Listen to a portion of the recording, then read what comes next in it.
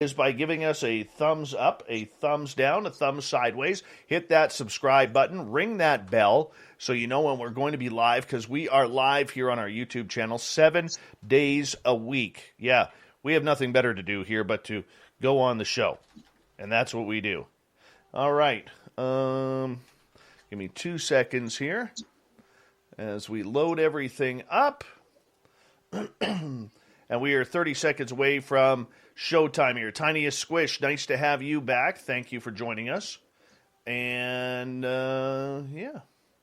Greg Moyes, good to see you. 20 seconds away, everyone. We're going to have a great show tonight. Science Bob is here. David C. Beaty is here. And I'll tell you, these are 2 fine-looking gentlemen. They are fine-looking gentlemen. And I have enough facial hair for all 3 of us tonight. So here we go. Sit back, relax. Let's get into the woo. Here we go.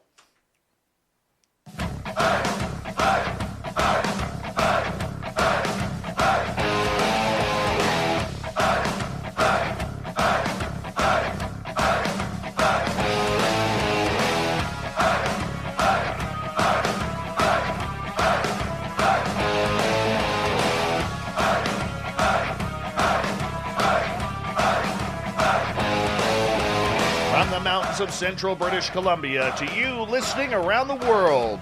This, my friends, is Spaced Out Radio. I am your host, Dave Scott, sitting in the captain's chair of SOR headquarters. We welcome you to tonight's show on our terrestrial affiliates around North America, digitally on TalkStream Live, Revolution Radio, and KPNL. If you want to take a listen to our archives, they are free for you by going to youtube.com/Spaced Out Radio. Just do old Davey the favor, hit that subscribe button. You can follow us on Twitter at Spaced Out Radio and on Instagram at Spaced Out Radio Show. Our website, spacedoutradio.com.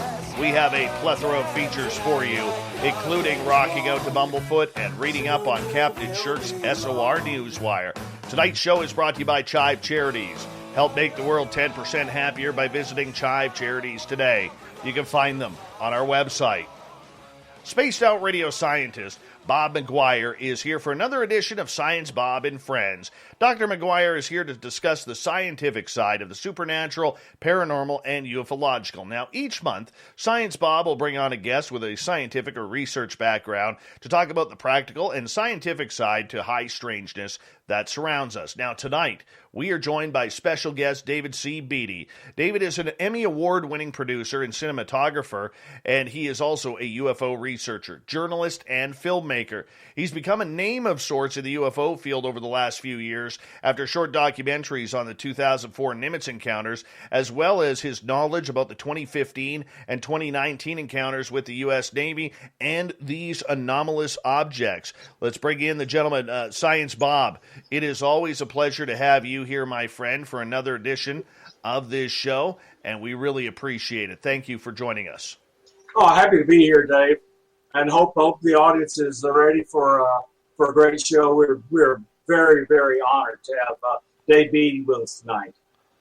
Thanks, guys. I really appreciate it. I'm really excited to talk about this, and I'm pleased that you invited me here tonight. Yeah, we're glad to have you here, my friend, as well. Now with Bob here, we do things a little bit differently because Bob is the man, the myth, and the legend around here. But since he shaved his beard, we don't know if he lost his power over that, if he went all Samson. So I'm a little worried about that. But for you, Dave, as I'll kick it off, then I'll turn it over to Bob. For you, you have made a name for yourself ever since these United States Navy encounters, but you've been into UFOs a lot longer than this incident. Tell us about what has attracted you to this field. Well, I think like many of us that enjoy this topic, it's been since we were kids, and maybe that's because there were books on the bookshelf at home that, had mysteries, perhaps talking about UFOs in a scientific, manner. And I also got involved in that. So I was reading a lot about it as a teenager, and throughout my whole adult life, I always had an interest. When I, got out of my undergrad and I came down to Florida, I joined the MUFON, and I was a field investigator for a while. And, I really enjoyed that because that was applying sort of scientific investigative technique to the mysteries and the sightings people were having. So I have kind of always had an interest in it. Bob. That's terrific. Okay, so Dave, tell us a little bit about your background in video production, especially the kind of tools you use, or just whatever you want to tell us about your process for going through and making like the world famous Nimitz video. Tell us about those processes. Sure. I mean, my career has been in television. That's where I started, in broadcast television. And I followed that path for about a decade, mostly in small and medium market television. I transitioned into video production in the mid-'90s, and I was involved in doing documentaries for History Channel and Travel Channel, several series that our company was working on, PBS, and I continue to do that to this day. That's my main gig, so to speak. The UFO stuff I kind of did on a lark, really. I was like, hey, I want to recreate the 2004 Nimitz video based on what the pilots were reporting. It sounded so interesting, and I do have some 3D graphics chopped, so I started putting that together, and lo and behold, a year goes by, and all of a sudden I have this little film, and I got lucky enough to spend some time with some of the guys that had come forward and got them on camera, all really almost in the same week. And I did another version where I had 4 of the Navy witnesses that were there. And really, this all happened just kind of spontaneously. I never had any budget. I didn't have a sponsor above it. It was just me kind of wanting to do it, maybe putting in the effort, and then doors sort of open. And I don't know exactly, I think it was November 2018 or something. That's when I first kind of put it on YouTube. And we're up somewhere around 6 million views just organically. I don't advertise it. It just, people somehow find it in the mysterious YouTube algorithm. So that's kind of the story. So as the scientist that I am, I often take whatever evidence I can get, do observational science, before I ever come to any kind of conclusions or hypothesis or theory. So I really looked at that video a lot, and I would go back over all the witness statements and other things, because I was trying to find where you had made a mistake. And I got to tell you, you spent a lot of time getting that right.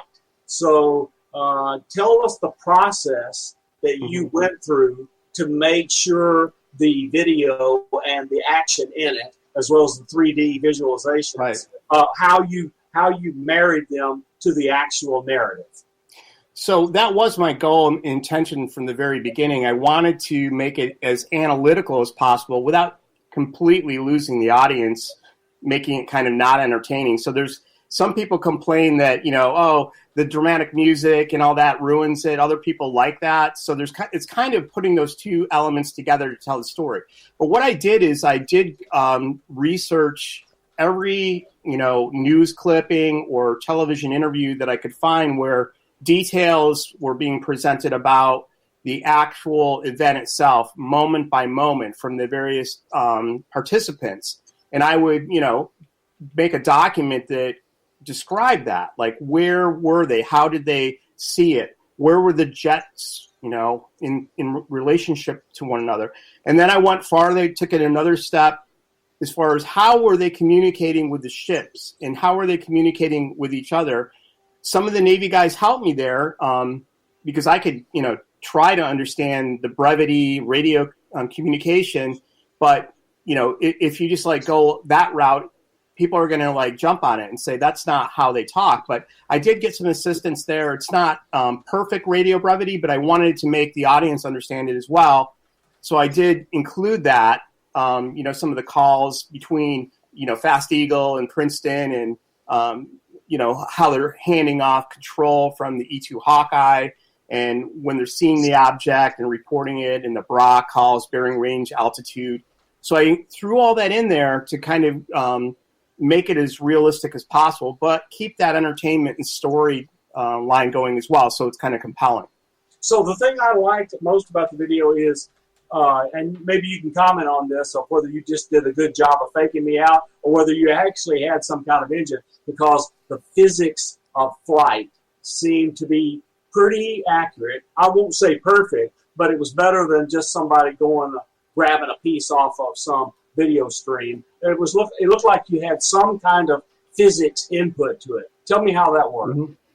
So within the software that I was using, there is dynamics that you can use to create real forces and so on. In the simulation that I did, I was using measured distances and speeds and angles. So, for instance, I knew the flight characteristics of an F/A-18F Super Hornet, and I would put that in motion in the correct speed. So I do have that in the arena. And then based on Commander Fravor's description of his engagement, say, with the ocean disturbance at 20,000 feet below, when I show that is sort of what it looks like. At that altitude, 200, 300 feet long disturbance looks very small from the perspective of a pilot looking down on the ocean. So those things were pretty accurate. I think people, you notice that it wouldn't be big. It would be small, almost hard to see from that altitude. And then the same thing when he's engaging it, I did put the physics of the turning circle where they're like maybe a mile apart or so going around a circle seen from different angles. So that actually is true, and I'm glad that you noticed that. Oh, yeah, it was one of the first things I looked for, was to see how realistic the physics of the motion was. And I had a visual picture of Fravor and his wing person going around the circle while the wing person stayed up high, and Fravor ran around the circle while the Tic Tac tried to be on the opposite side of the circle. And then when he cut over, things got a little wonky. So tell me about who are you allowed to say you talked to in the crews of the Princeton and the Nimitz about the encounter? Who are you allowed to talk to, and who can you tell us about? Well, it's actually exceedingly difficult to talk to any of these guys unless they approach you. And after the first video I posted, which didn't include really anybody, other than Commander Fravor's story, it was a little 15-minute piece. Yes. And so from that, at the end, I said, if you or anyone you know has seen these types of encounters from military ships or planes, please send me an email. And so I got a bunch of emails, and several of the people were like, "Hey, Dave, I was there on the ship. I saw this stuff happening." So I began talking to, for instance, Kevin Day and Gary Voorhees. I mean, they're in the movie now, but back then when I first started, they weren't in the movie. That came because of the movie. So since that day, I mean, there has to be a couple dozen people from the ships, and they keep coming. I mean, just the other day I had a guy contact me that was on the Nimitz, and, each one sort of offers a different little snippet. But even to this day, when I look back at it and all the people that keep coming forward, the story remains consistent, and the different pieces all seem to align. And there hasn't been anything that's sort of been kind of an outlier that throws anything into question. It really does seem like that 30-minute video sort of explained it. Now, I don't know who the guys that came onto the ship were, and I never really figured that one out. But I'm sure that'll eventually come out, whoever those people were that came and took all the radar data and so on. But, yeah, that's pretty aggravating. I was going to say, I watched your first video almost immediately after it came out, and I did watch it evolve, and it was my view, though I had no statements to that effect, that people were coming to you, or you had found them and they were giving you more information. Dave, your turn.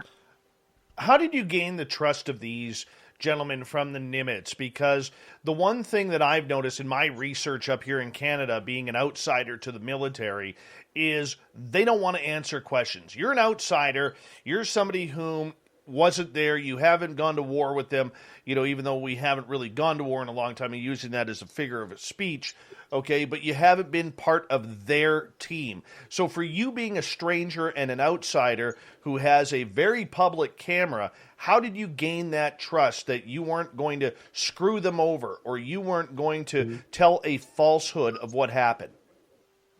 Well, I mean, I guess that, as a person, I approach it as I would anybody that I don't know that I'm meeting for the first time. And I think that it's just basically talking to them on email and trying to understand how comfortable they are. Some people don't want to give their name, for instance, and they'll send an email, but they don't want to reveal that and that's fine. If they don't want to talk to me, and I explain to them that it's all really up to them. I'm not going to tell anybody their name or who they, what position or rank they had unless they want me to. And I think that over time that's helped, but each new person that doesn't know that about me probably comes forward and, they don't know who this guy is and they're a little hesitant at first. And, some people, I find don't want to go past that, send an email back and forth, even though I encourage them, hey, let's, pick up the phone and have a conversation because it's going to work a lot better if we can talk to each other, one-to-one and exchange information at the speed of light versus typing it, So sometimes that happens, and other times the guys, they just don't ever go past that stage. And I'm really happy when somebody is like Gary and Jason Turner and PJ, and they're willing to sort of step into the limelight and actually come out of the shadows. And Carson Camerzell and say, hey, I'll tell you the story, and I'm not too worried about it. I mean, if someone tells me don't talk about it, I won't anymore. But at this point, it seems like everyone else is telling the story, so it must not be like we're not supposed to. So I think that's what happened with the Nimitz case. So for you, as you started hearing this story, and I'll focus on Kevin Day here for a second because he was very emotional when I had a one-on-one with him in San Francisco. I mean, this almost gave him PTSD. I mean, lifelong Navy guy, proud to serve his country, proud to protect it from anything. And here he is working a radar system and the lead of a radar system, and he can't understand what he's seeing because it's not supposed to be real. I mean, you're dealing with real emotion and real human beings, and when it's on camera, we tend to forget that. Yeah, I mean, and the other thing you have to realize is that a lot of these service members are truly American heroes and that they've probably been involved in these protracted wars in the Gulf region that the United States has been involved in. Kevin has a long career in the Navy that goes back, into the Persian Gulf. And he saw things and was part of things that are very, very troubling and would be for anybody. It's very private to him. And I think that a lot of these men that were involved and women in these things do have PTSD, some diagnosed, others not. And it's something that it's, I mean, I don't know how much of that part of his wartime experience affects his life. But I think that, for anybody that has seen the things that they have seen, it is going to be part of any experience they have. But you're right. I mean, in Kevin, he told me from day one that when he saw these objects through the big eye binoculars on the bridge wing of the Princeton, he looked through them. At that very moment, he said that he felt like there was a lightning strike almost, that something changed in him and it changed his life from that moment forward.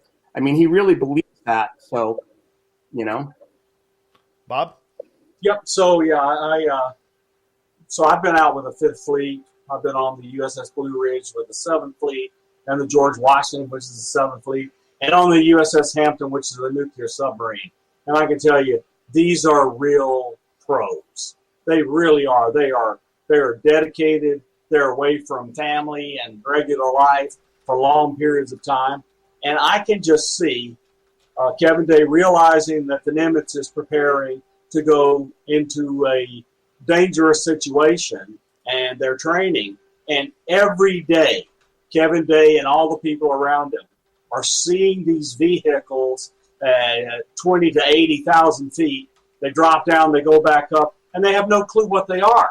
And they're entering their airspace, and it's a violation of the controlled airspace around the carrier group. And the carrier group commander has got to really be chewing on these people. What is this? What is this?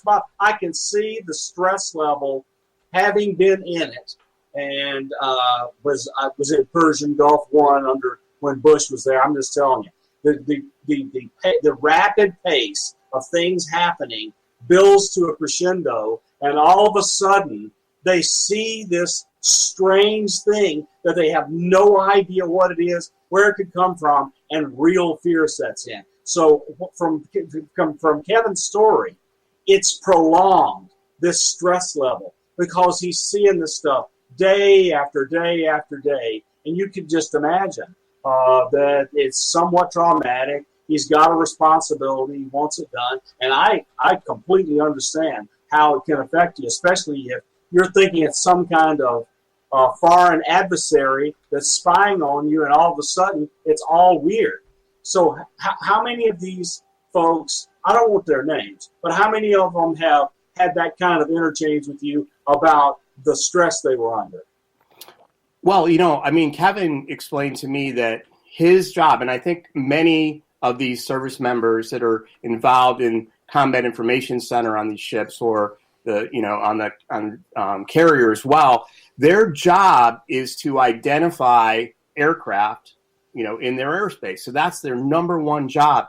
And Kevin has said over that time that they utterly failed in that role, and that he was so frustrated because what he calls the incurious nature of his commanding officers that people didn't seem to even really care. He was pointing this stuff out. And, one of the other things I'll mention that people don't know about Kevin, he told me that one of his jobs, by the way, after 9/11 was kind of formulating the plans that if, for instance, a civilian comm air plane was taken over by terrorists, how the Navy would respond and air interdict that.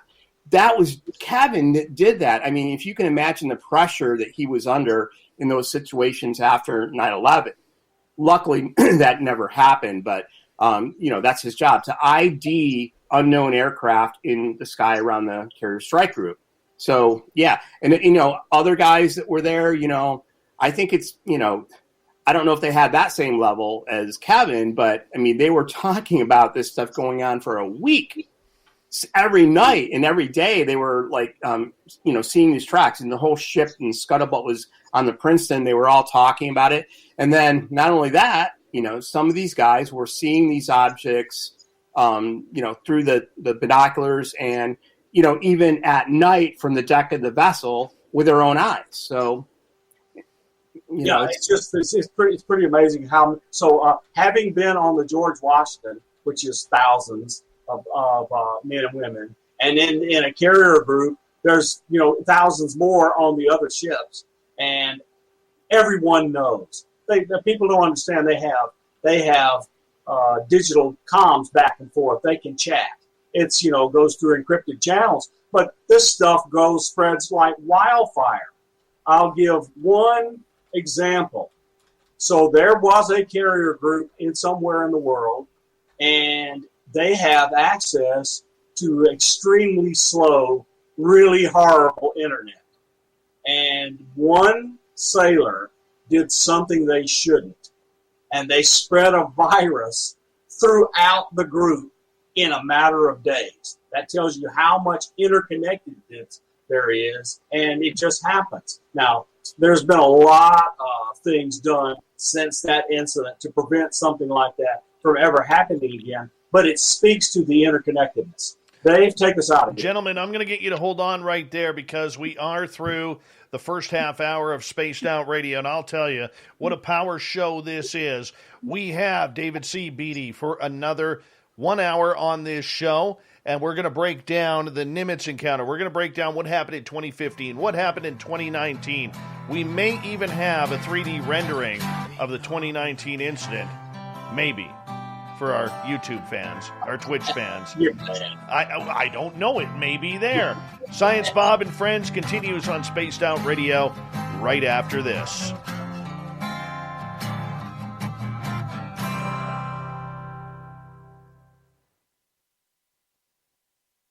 All right, gentlemen, we're clear.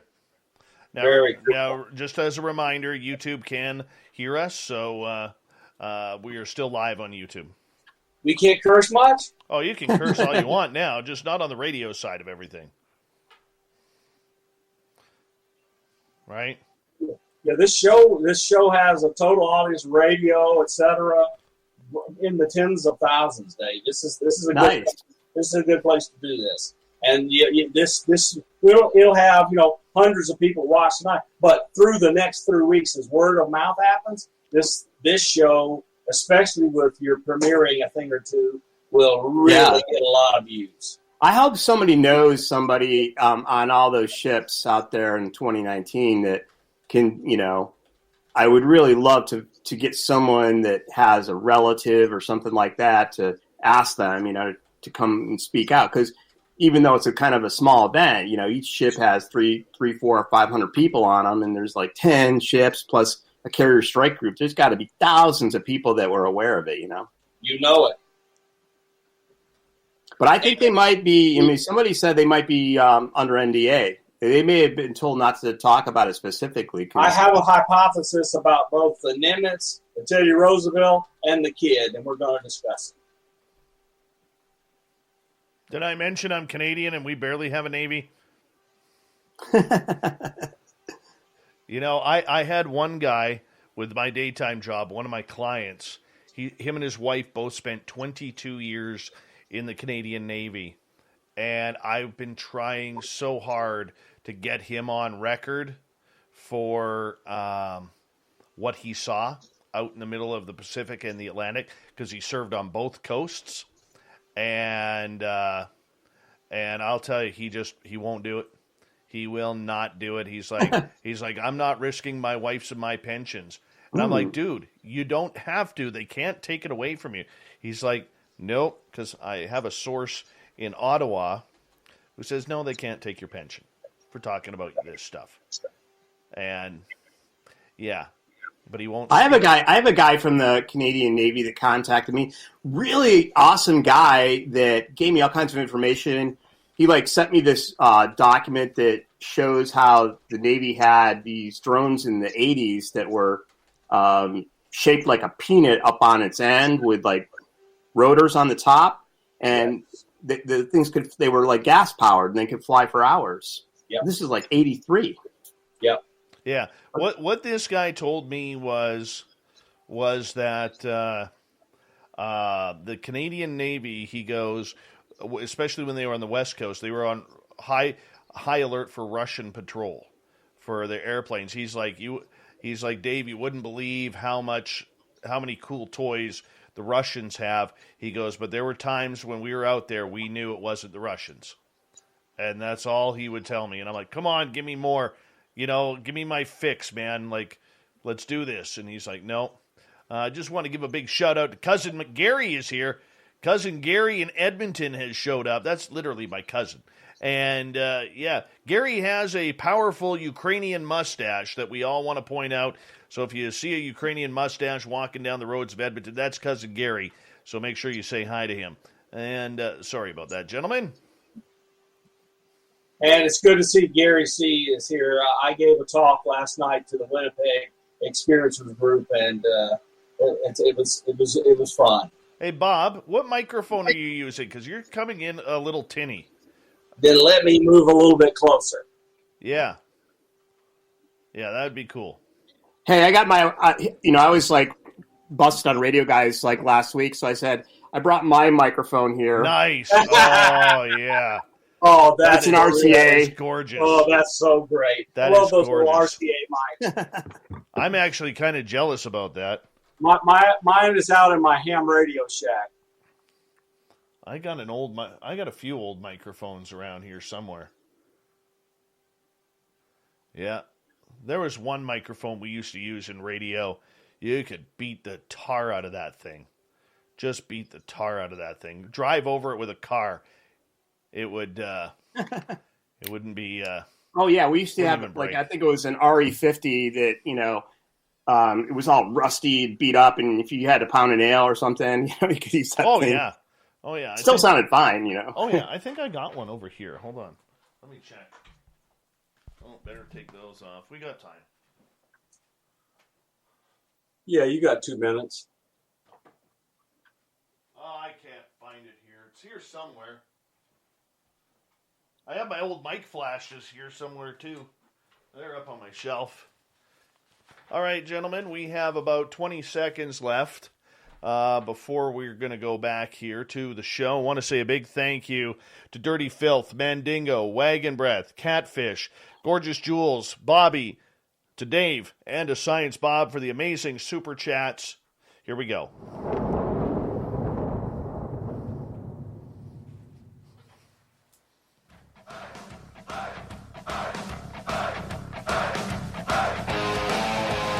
Second half hour of Spaced Out Radio is underway tonight. My name is Dave Scott. Thank you so much for taking the time to join us. Really do appreciate earning your listening ears. We want to remind you that if you miss portions of this show or others, check out our free archives by going to youtube.com/Spaced Out Radio. Just do me the favor, hit that subscribe button. Our website is spacedoutradio.com, where we have a plethora of features for you, including rocking out to Bumblefoot and reading up on Captain Shirk's SOR Newswire. Follow us on Twitter at Spaced Out Radio and on Instagram at Spaced Out Radio Show. Science Bob and Friends continues with Dr. Bob McGuire and our special guest tonight from the USS Nimitz documentary, David C. Beaty. Gentlemen, welcome back. Great to be here, Dave. Welcome back. All right, Science Bob, I'll let you take it away. Okay, great. So, Dave, were you aware that your video was shown in some really interesting places in Washington, D.C.? I'm probably still am not, but I did know that Chris Mellon did show it to somebody else because they're like, hey, Chris Mellon sent me a link to your video. So I did know that there were some people in pretty high places that were interested in it. And I had a guy recently that was on an aircraft carrier with a public affairs officer, and they asked the public affairs officer if, hey, have you seen that video, the Nimitz encounters with the Tic Tac? And she said, oh, yeah, that's real. That's real. And it just like totally deadpan, it was like, part of their, like a training material or something. So everyone knows that Chris Mellon was the Deputy Assistant Secretary of Defense for a while. But before that, he was a staffer for the Senate Select Committee on Intelligence. And he worked for Mark Warner and Senator Burr from North Carolina and their predecessors. So he had lots of contacts. And I assure you, all those people looked at that video. And so because of the exact same things we've been talking about, it is a visualization aid to accompany the narrative so people can walk away with a picture in their mind of what happened rather than just listening to eyewitness testimony. And then he classified details that may or may not be informative to people who aren't scientists and engineers, all that high-tech data that none of us will ever see out here, but they get to see in there. So I'm sure Chris showed it to his old buddies on these intelligence committees. So that's a really great thing. Dave, take a question. How did you believe these stories? How did you know that you were getting the truth out of these fine gentlemen who were wanting to come out publicly about this? Because anytime something that comes out from the military, there's always a little bit of skepticism because as the public, we've had the wool pulled over our eyes for so long, Dave. Well, I mean, there are some inconsistencies, and, I noted them along the ways that for instance, the naval aviators, the officers that are part of this, and they're like the biggest part of it basically because they were the eyewitnesses to this event. There's always like a divergence between an enlisted person and an officer, and I guess sometimes there's a difference in opinion and a difference in how they see things. That's the same thing that happened here, where I believe to this day, because I really haven't been able to talk to Commander Fravor. or any of the pilots, in this case. In the Nimitz case, I tried to talk to the pilots and I reached out to them. Some didn't want to talk to me. Others talked to me for a second, like Lieutenant Commander Jim Slate talked to me for, a little bit on LinkedIn, and then just said, hey, I'm not going to talk to you anymore. And they didn't give a reason. So some of those guys didn't really agree with what the surface guys were saying. For instance, they didn't say that there were multiple objects, as Kevin Day said. So there's a inconsistency there. They said there was only one object ever, one Tic Tac. And whether it was there the week before, it was only one. Whereas Kevin states that he saw groups of these objects on the Spy 1 radar, groups of 5 to 10, So over the course of a week, 100 or something objects, whether they were the same ones, we don't know. So how do you believe that? I don't know. I don't have a corroborating witness that was standing next to Kevin that saw the exact same thing. And I do try to find that out. If I get anybody that might have remembered seeing the radar, they were in combat information that week. Did you see more than one track, or was it just one? So it's a good question. There's certain aspects to this case where, Commander Fravor is adamant that nobody came aboard and took any data. No one, the men in black, he says, they didn't come. They didn't take anything. But I have numerous people that experience that in different places independently.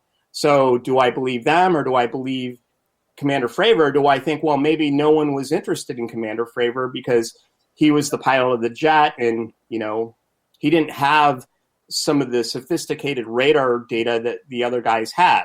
So, yeah, there's inconsistencies. And, you asked me, do I believe them? I mean, I believe the guys if, it's kind of a sense you might have that you talk to somebody over time and they tell you the story. You have to kind of take it at face value unless you can, take their argument apart and somehow figure out that, no, that's not right.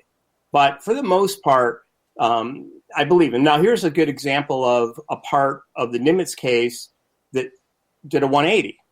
Gary Voorhees, in the very beginning, told me that a sonar man on the Princeton had a contact underwater, an unusual sonar contact. That's a guy on his ship told him that. Later, another sonarman, a more senior sonarman, told Gary that's not true. We didn't have any contacts. The guy that told you that was lying to you. And so, that's why if you look on YouTube, there's 2 videos. One, I actually updated it, and because I don't really care, I'll just make a new film. If something changed, I just said updated, no USO.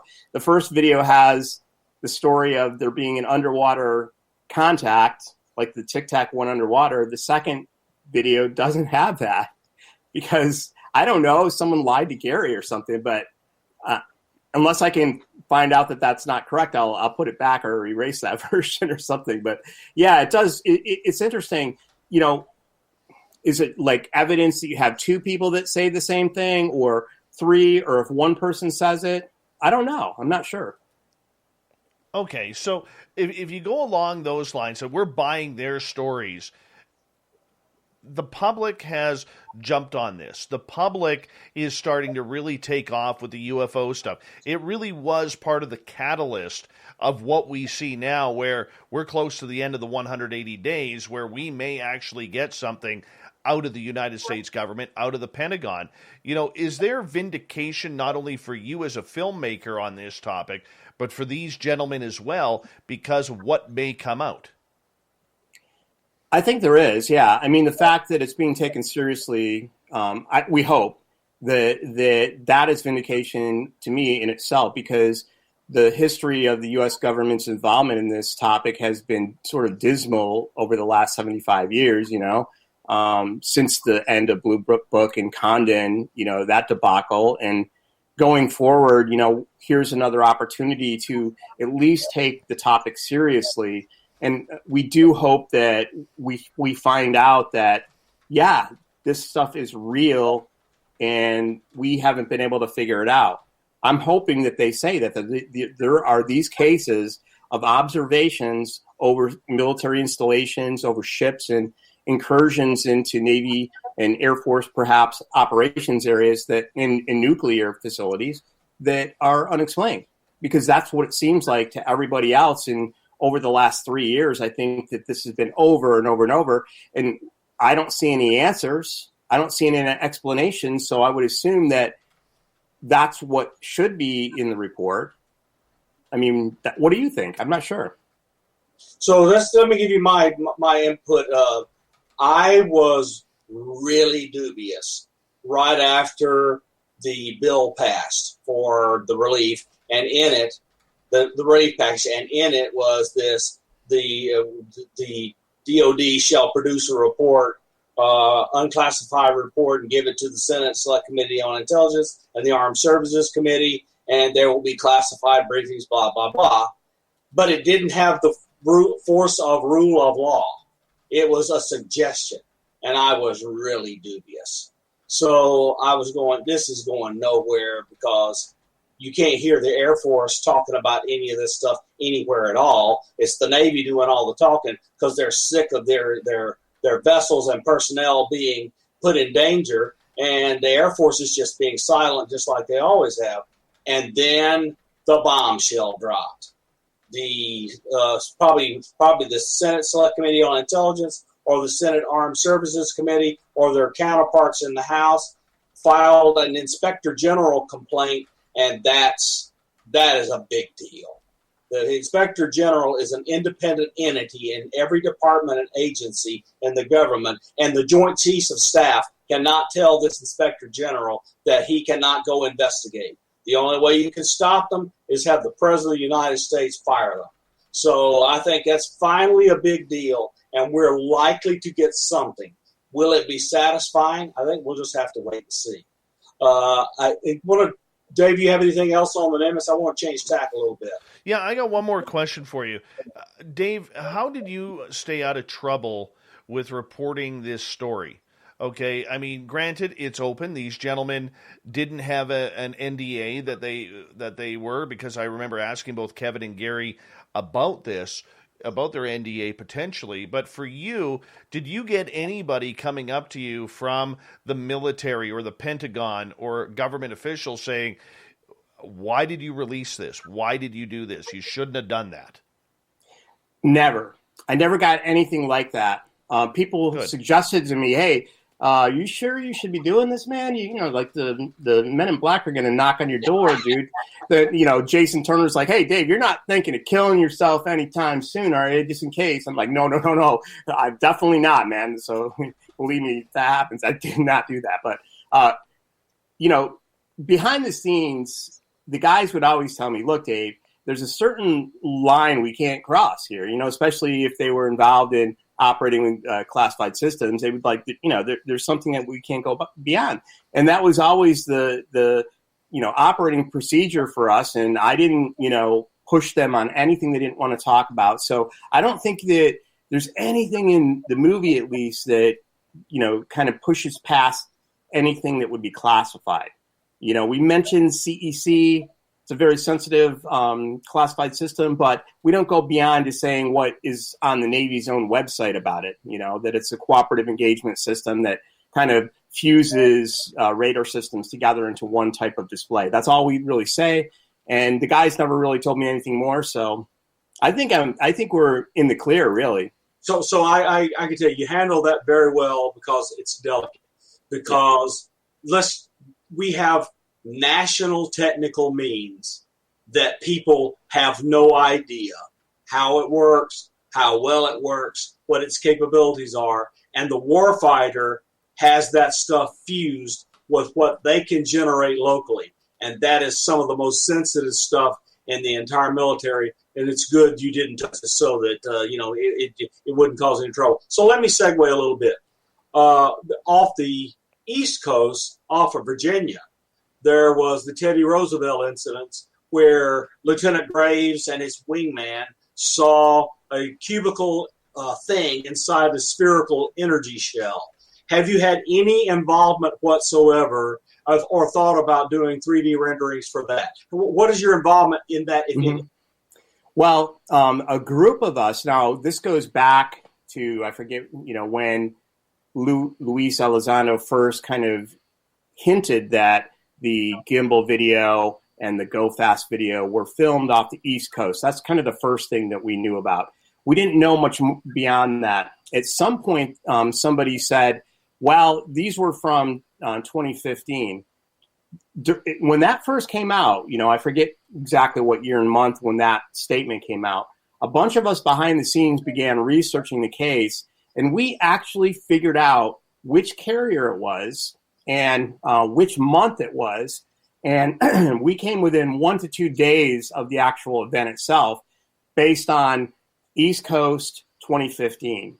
And there's a researcher named Keith Basterfield, a wonderful guy out of Australia. There's a French guy named Christophe Spitzer and a few others that I was working with. And using the way we did it is we first figured out which carrier strike groups were operating off the East Coast in that year. And it's not many, right? We found out that the Roosevelt strike group was out there for like 3 or 4 months or whatever, like operating out of Norfolk and up and down the East Coast. The real key was looking at the wind speeds. And the reason why we did that is because within the audio recordings of the gimbal, one of the pilots talks about the winds, and we knew that they were operating around 20,000 feet. He says the winds are 240 out of the west, something like that. There was only 1 to 2 times during that period that the strike group was around that you would have had those winds. And based on weather balloon soundings that are part of like the public record, you can actually go out and look at historical weather balloon soundings like on the East Coast in various places. We found that there was a specific time in January 2015. So we actually found the day when the New York Times finally released that it was exactly like January 21st or something, 2015, we were like, wow. And we kind of figured out where Roosevelt was. I had gotten the deck logs of the cruiser USS Normandy. And the cruiser usually sticks around by the carrier during flight operations because they act as what's called plane guard. And plane guard would be, in case a plane goes in the drink or whatever, that they're close by for search and rescue operations. So we figured that wherever that Normandy was, the Roosevelt would be close by.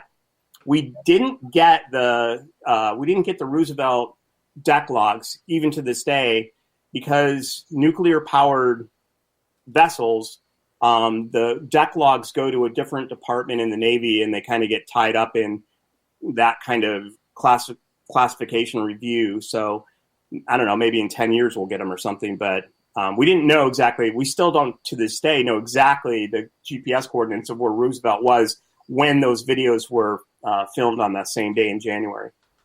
That's terrific. Yeah, that's a lot of great information. So it doesn't seem to be as well known that when they finally got through with all of their practice maneuvers, getting ready, and they went off, that they were followed to their actual destination by these entities, and that really caused a stir because they were involved in combat operations, and these things were watching them. So it's just I really want to hear a whole lot more, I hope, in the UAPTF report when it comes out about all the things that are going on with the Teddy Roosevelt back in 2015 when it went to a combat area, because that would have really stirred things up. And in my opinion, that happening is what has truly stirred up the Navy while they are determined to get into the bottom of this, because they cannot have an unknown entity involved in their airspace while they're doing combat operations, because something really bad can happen where there's actually no intention of it happening. That is a truly dangerous situation. When they're not armed and they're off the U.S. coast and they're doing trials, oh, okay, maybe you almost had a midair and we can complain about it, but it's different when the vessel is fully armed, they're running screening maneuvers, and maneuvers for planes taking on or landing on the carrier in case they need to rescue them. And they've got anti-missile cruisers, submarines around. It's a big deal when you have these unknown incursions. I mean, it's just, I believe very strongly that is one of the major things that has brought this out. Just a big, big deal. Dave? We've got about 3.5 minutes to go before we got to go to break at the top of the hour. Science Bob and David C. Beaty are our guests. I want to start to transform here into the 2015 incident. A lot of people look at the Nimitz incident. They look at the 2019 incident because that one's really firing people up. For the people who may not know, Dave, what happened in 3 minutes, if you could explain it in that time, in 2015? Yeah, so starting probably around 2014, I think it was, I'm trying to think of the VFA 11, I think was the Red Rippers. That was the squadron. They were operating out of Naval Air Station Oceana off Virginia Beach. And they began encountering these objects when they were doing training off of their land-based airfield. They would go out into the training ranges called Vacapes. That's the name of it. The whiskey, kind of controlled airspace out there where they fake dogfight and do training. And they were running into these objects. As Bob mentioned, one of the crewmen had this near midair collision where they saw like a sphere with a cube inside of it. It was like a translucent sphere with a cube, and it passed between two jets within like 100 feet. They didn't even like see it, from what I understand, before it like flew by, and they almost hit it. And that prompted them to go to their commanding officer and file a HAZREP. So that's kind of kicked it off. And during that time in 2013, 2014, they were seeing a lot of these mysterious kind of unidentified objects off the coast of Virginia. And then, later on they fly out to the USS Roosevelt in 2015. They land there and they're going to do pre-deployment workups. They're flying off that carrier. And then all of a sudden, we have this other encounter and these videos get released. That's where those two videos came from. The gimbal video that it's rotating this object and this go fast video, they were filmed on the same day. And the aviators say, this was not a known craft. This was not behaving in a way that is explainable to us. And you have to rely on these guys that they're telling us the truth, that this was not some secret Air Force, device being tested against them, that they would never do that in a kind of safety of air situation, because it's not. They say they don't do that. They would be briefed. They would know about it, and these objects were out there, and they didn't know about it. They couldn't identify them. The Navy has not, to this day, been able to explain it. So that's like in a nutshell what happened. And another thing that went on is in the gimbal video, one of the most striking interchanges happens when they go, look at your scope. There's a whole fleet of them on the scope. So that's this situational awareness thing. So we saw the FLIR, the forward-looking infrared, of the one thing that we saw rotate in 250 knot winds, but they had a ton of them that were just off the scope, and that is a classified piece of gear that we're never going to see all those blips unless they figure out how to render it in a way just for the narrative, but not see the actual data. That is a big deal that they saw all those things, and that would be scaring the dickens out of the commander. Go ahead, Dave. Gentlemen, we are going to go to break here at the top of the hour, and I'll tell you, we have a great show going on. We have for another 30 minutes on the show David C. Beaty. He's got to cut out a little bit early because he has an early shoot in the morning, but when we come back with him, we're going to hit the 2019 USS Navy incident in Catalina, California, around Catalina Island there. And we got a great video to show you if you're on our YouTube channel or Twitch. And it's an artist rendering of this in 3D. We're going to get into all of it because that's what we do here on Science Bob and Friends. We stay away from the woo and we get to the who, what, where, when, why, and always how. Here on Spaced Out Radio, Dr. Bob McGuire, David C. Beaty, Science Bob and Friends continues right after this.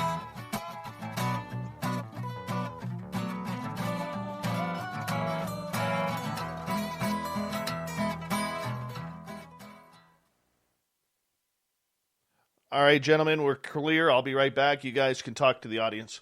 Isn't it amazing how fast the time flies in these things? It's so funny. There's a spider that's like literally coming down right in front of the camera. Like, you know, like the spider couldn't have. I'm going to get a picture of this. It's so crazy just so you can see I'm actually like telling you the truth. Like, it's so funny.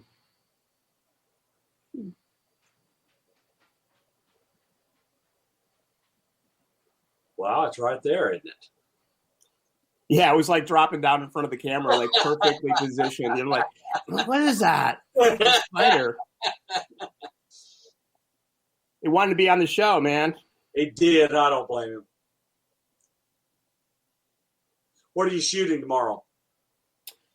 Oh, just for my day job, I have a film that we're doing at a local hospital for, I think, their IT department. Okay, good. Yeah.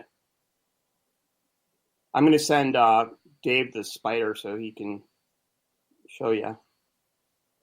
Yes, we had an alien spider drop into the show. It came down from the TV lights.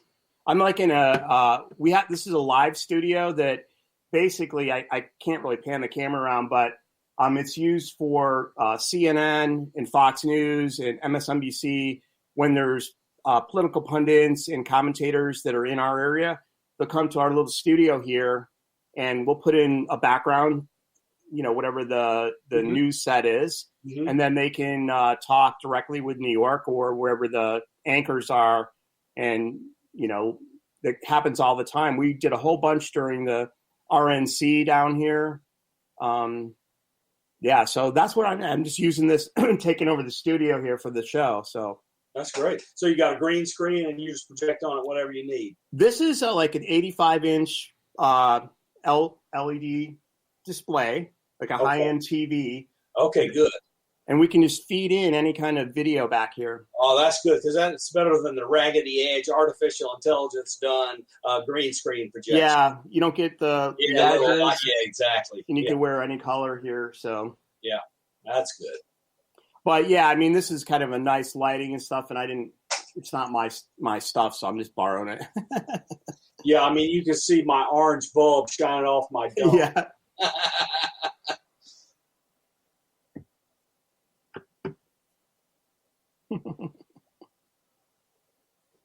Also my rack full of gear.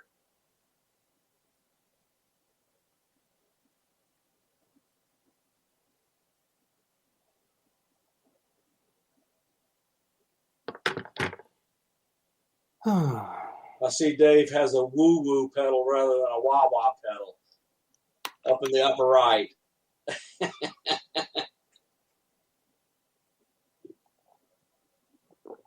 Oh, is that what that is? Yeah, it says woo on it. Woo factor.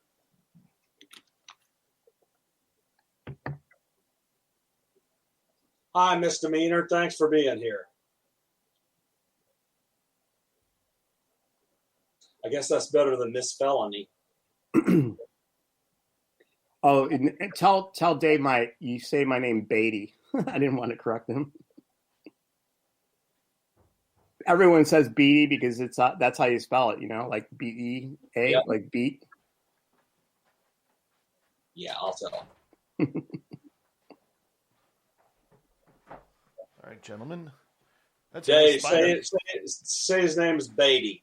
It's not Beaty, it's Beaty. All right, sorry, Beaty. It's like Susan Go or Goff. Oh my goodness! Can you imagine how often her name is mispronounced? And I got to tell you, they have thrown her in the deep end in the SecDef's office. Man, it's been rough. Oh, yeah, I've heard some bad stuff about that whole thing. Some bad personnel stuff and like sexual harassment and other types of bad. Yeah, really bad. Hello, Nicole. Thanks for being here. All right. We have about a minute and a half here. 1 minute. Julie says you can't spell who, what, where, why, and how without woo. True. Oh, hey, Clam. How are you? All right. We're having a good show here, guys. Oh, yeah. Now for the pièce de résistance. Yes. I'll let you lead into it, Science Bob. Sure. Bob, if you could type in the chat room, I had a couple people asking about your amateur radio number or whatever it is. N4HY. I'll put it in there.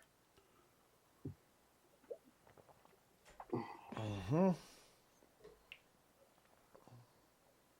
All right. While we're waiting, big thank you to Dirty Filth, to Mandingo, Wagon Breath, Catfish, Jules, Science Bob, Dave, and Bobby for the amazing super chats. Really do appreciate everything that you guys do to support this show on a nightly basis.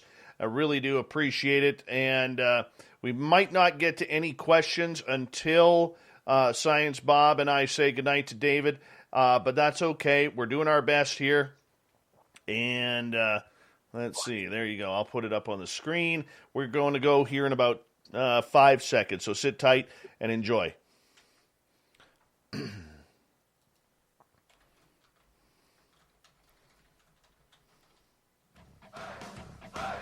You're listening to Spaced Out Radio with Dave Scott.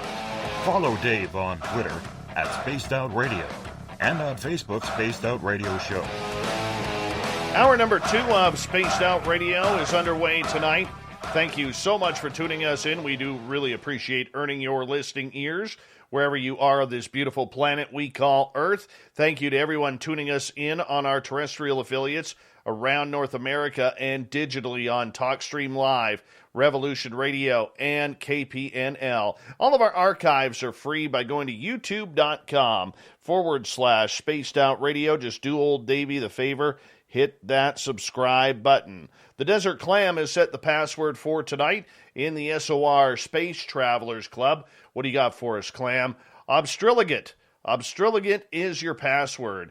Use it wisely, space travelers, as the Clam sets a password each and every night right here on Spaced Out Radio. Our website is spacedoutradio.com, where we have a plethora of features for you, including rocking out to Bumblefoot and reading up on Captain Shirk's SOR Newswire. Follow us on Twitter at Spaced Out Radio and on Instagram at Spaced Out Radio Show. We continue on tonight with Science Bob and Friends. Dr. Bob McGuire is here, along with filmmaker David Beaty, and we're glad to have both you guys here. Science Bob, take it away. All right. So, Dave, you have, by anybody's definition or thought process, really stirred it up with this stuff that happened with the USS Kidd off past Catalina. So, this part, I just want you to take it away. Tell us how you got involved, what you did, etc., and then we will make people happy by showing them something special. Sure. So, as part of the Nimitz email chain that was going on with these guys contacting me, which they still do to this day, a guy from the USS Chaffee contacted me. He said that he was out there in 2004, and he actually was part of an intercept of one of these objects. And he said, this is not the Commander Fravor intercept. This is a completely different one. And I know for a fact that that ship was not even there until after Thanksgiving, probably in the beginning of December of 2004. And he said he was out there when they went back, which is true, out in that SoCal op area. And he said that they intercepted another Tic Tac. So, again, there's that. He said, have you heard about the USS Kidd incident into 2019? I said, I had not. He said, one of my buddies from back then that I worked with on the ship is now working in a DOD position, a defense contractor or government, employee. And he was out there on that ship in 2019. He said they saw these objects. And I said, well, what do you mean they saw these objects? He said they saw these Tic Tac objects from the ship. So I filed a FOIA for that ship on July 2019. talked to the guy a little bit since then. Suddenly I get this FOIA, comes back, probably thinking around May. He contacted me in April 2020. This came back maybe around May 2020. I start going through the deck log, and the first thing I start seeing is this term Snoopy team, away Snoopy team for UAV. And I'm like, wow. And I'm looking through, and there's like a whole bunch of these away Snoopy team, spotted UAVs, spotted, What's a Snoopy team? I found out really quickly that it's a photographic documentarian team that runs out to the superstructure of the ship, goes outside with, SLR type cameras, video cameras, and films whatever the bridge officers indicate they're looking at for, trying to identify or at least get evidence of whatever they're seeing. So that's what a Snoopy team is. And, they were seeing what appeared to be either red lights. A lot of times that's what were being described, like spotted 2 red lights, red flares, drones, UAVs, over and over. So, I started posting some of this stuff just openly on Facebook and Twitter, asking if anyone heard about it. I would, post some deck log images of the, Snoopy thing. It showed a picture of what a Snoopy team looks like. Researcher Danny Silva of silvarecord.com, he did a blog post about it in June and wrote it up for me, what was being seen. Little happened, really. I mean, I was like still researching it. We were going after some of the other destroyers that were out there. The USS Kidd is a destroyer, by the way. And we were going after some of the other destroyers that were working with the Kidd in SoCal in July, and those started coming in. We were correlating it. And that's kind of how it all started until, the national media and just ufology and the people that are here kind of knew about it, and people that I interact with on Facebook and probably some of your associates, but really no one else knew about it up until just recently. Great. And so what has been the reaction since those things have been confirmed by the Pentagon?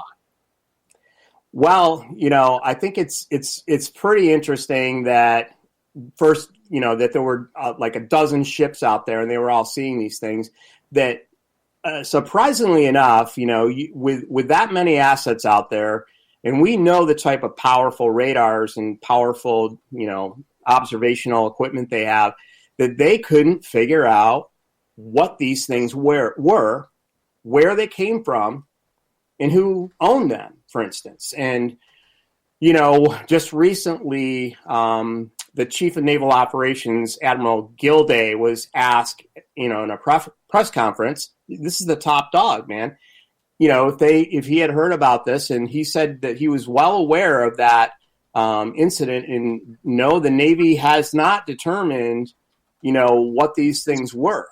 And I mean, that coming from that level this is 2019 after all, they've had this much time to study the radar and study the video from the Snoopy teams, which there's probably hundreds of hours of photographs and videos and everything else. I always point out this thing.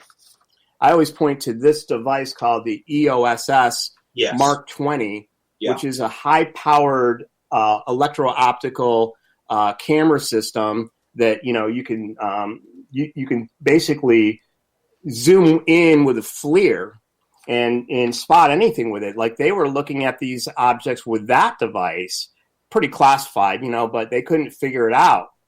Yeah, it's multispectral. It covers a pretty broad spectrum. So let me tell you where I want to go just for a minute before we show the video.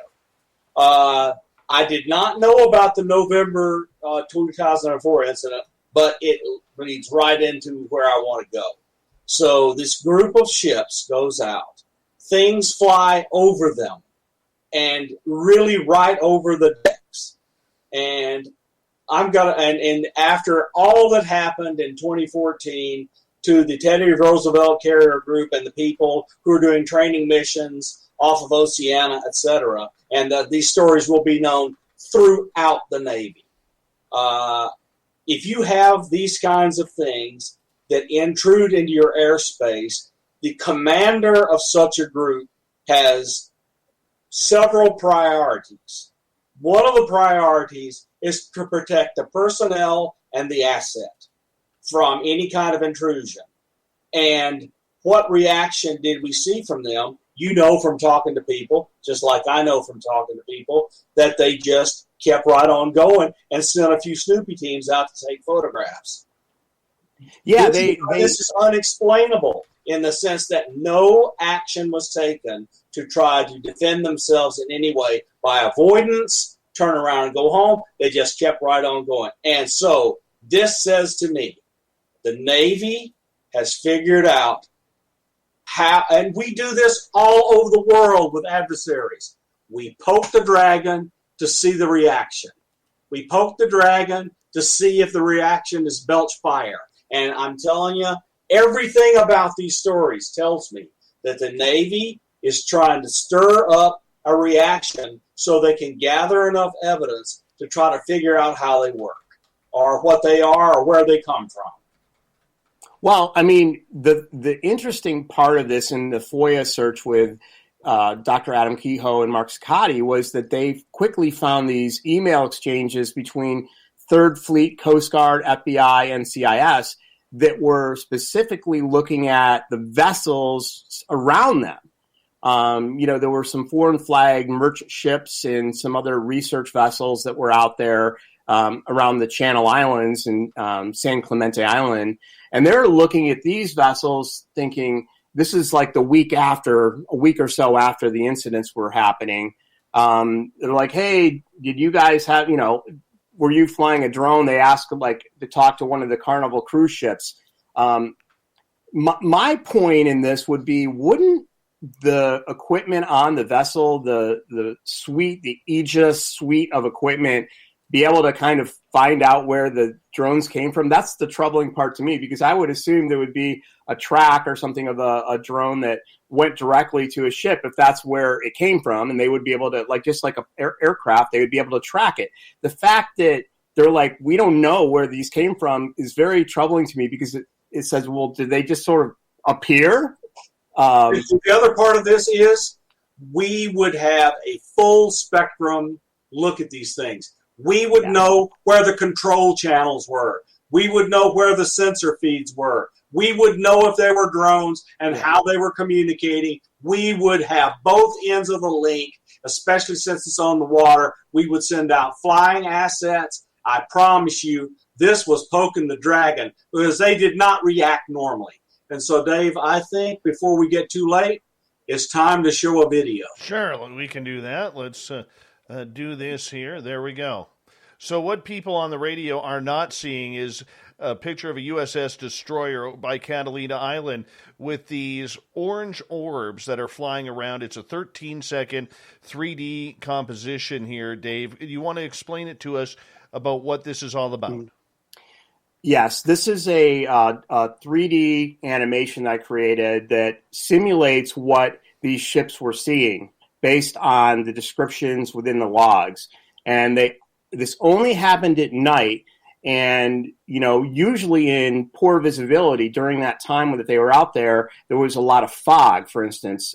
So they were operating in a fog bank sometimes, and these red flare-like objects would appear. They couldn't, as far as I can tell, they didn't seem to have a structure that was observable against the night sky. So at least with the naked eye, when they were looking at them, they looked like lights. Sometimes they were red lights, sometimes they were white, sometimes they were flashing red lights. That's what's described in the log. So I created this rendering to sort of help visualize probably what it kind of was like if you were out there. And it's sort of startling, actually.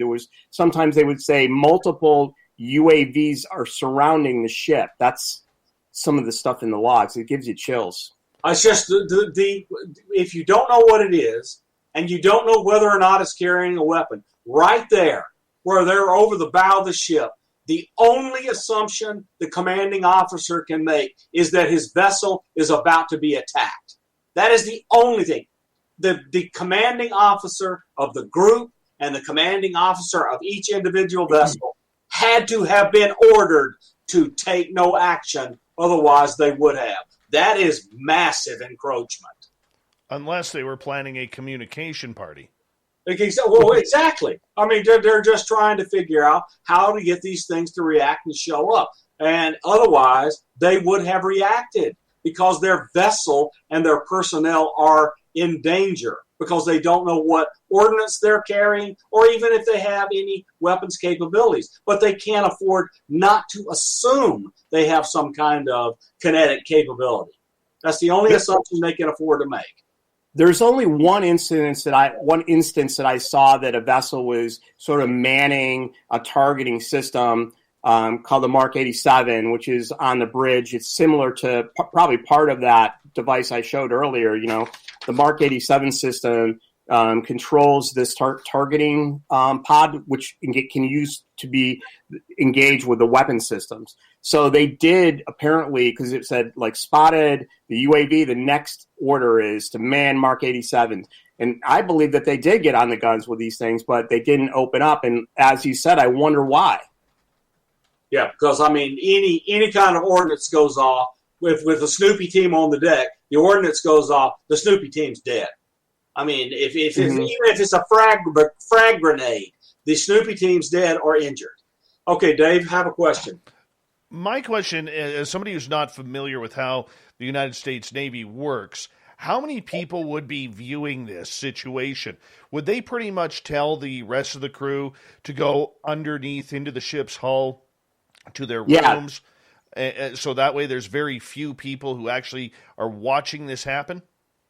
That's exactly what I read in the logs. You see that they secure the weather decks. They call in the watch when these objects approach. That seems to happen many times.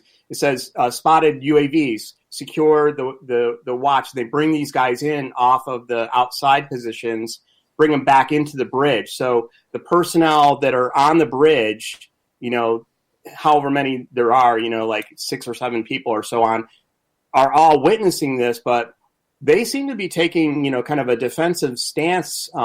They were also, in some cases, turning off all RF. There's an order called MCON Alpha, which means emissions control, where they bring down the level of signature of the vessel so that any external observation using that type of technology, like it can't really track the ship very well. You know, so that was happening. They were taking some precautions, and they were probably bringing people in that were outside. What was your opinion when all the reports came out and they kept calling these drones? Like, to me, when I hear the story, I don't think drones. I think something that if this is in a U.S. training facility, if it is from another nation, there could be something combative happening to that. Maybe quietly shoot one of these down just to see what exactly they are, or try and intercept or capture one. You know, but for this, to me, this really reeks of trying to communicate, trying to figure out everything that was going on. Like this ship group, almost like they were poised to be there at that time for this type of communication. Could I be wrong on that? Is it a far off assumption? You know, it's pretty interesting when you look at the situation. You might say, well, this was some type of adversarial surveillance, operation where they're flying in drones from a Chinese oil tanker that's posing as a civilian, and they were using military drones to observe something. Well, they didn't seem to be coming around during the day, which is sort of odd. I mean, I guess you might say, well, at night then you're more cloaked, but why would you turn on a bunch of lights if you were trying to be, you know, stealthy? You would think kind of sneak in, you know, without turning your lights on, and you can, it's, you know, so there, some of those arguments don't make a lot of sense when you look at it. But again, they only showed up at night. It's sort of weird that, and they showed up kind of night after night. They were repetitive. So the Navy almost had a chance to sort of anticipate this stuff. Bob. Yep. Yeah, I just tell you. So when you're doing reconnaissance on a fleet like this, you really want to do as much as you can in the day, because you'll be able to resolve it through multispectral means, and you get a much better picture of everything that you can see visibly on the surface of the vessel. Whereas at night, where it's low light, you have to emit something that immediately makes you targetable by anti-radiation weapons, or you use IR, which is a long wavelength, and so you don't get as much detail in a long wavelength as you do the shorter visible wavelengths. So it just doesn't make sense to me that these are UAVs just looking at this vessel, especially since they're beaconing their position with these lights. So the thing I keep wondering, I hope that they have lots of multispectral imaging of these objects, because there's just kind of this hypothesis that's being floated around by all sorts of physicists, and I mean serious theoretical physicists of high caliber are now talking about how you make these warp fields around these vehicles so they can move transmedium, move through the atmosphere without friction, without sonic booms, with no obvious means of propulsion. This is because they've done space-time metric engineering, and what I believe is we could look. Many people know that in the sky you see gravitational lensing that was predicted by Einstein way back in the early days of galaxies and quasars around massive objects. So if these things are generating these kinds of fields, you would see things that look like gravitational lensing around them. And I just really wish we could see some of this video to see whether or not that kind of hypothesis stands up, because I'd love for us to figure out how to do warp drive. Just so great. Dave, take us. Surely we've got a couple of questions from a couple of viewers. We do. Cherry Pepsi Mike in the chat room is asking, David, what do you think of the Chris Mellon leaks of information that have been going on? Well, I guess he's talking about the stuff that happened in, I think it was 2018, where his website allegedly somebody found a unlocked section that had a bunch of material. If that's what he's talking about, I've never really figured that out. I mean, I take it at face value that he said that it was a mistake and that material wasn't really supposed to be leaked. It had, some personal information about the pilots. It had Luis Elizondo's resignation letter. It had some other details and some photographs of slides. Some people have said that could, be point towards some kind of counterintelligence thing. But again, when we look at what's happened since then, I don't see that that's shifted anything in any specific direction. So maybe it was just an inadvertent, thing where they didn't put the password on that website. All right. One final question that we have is, we only got about 90 seconds with you, Dave. I asked this of a lot of people lately. Why now? Why all of a sudden, after 70 years of cover-up, are we now trying to figure this out publicly? One of the things that's strange that I've kind of been puzzled about is that in the past, when there was incursions, for instance, around, say, sensitive facilities or military facilities, some of the objects that would be seen would be described as, glowing football-shaped objects, something like that. Now they're seeing drones, and you brought that up that maybe these aren't drones. I don't know if that's a catch-all term, a phrase that people are using when they say that. Well, what does that mean? What is a drone exactly?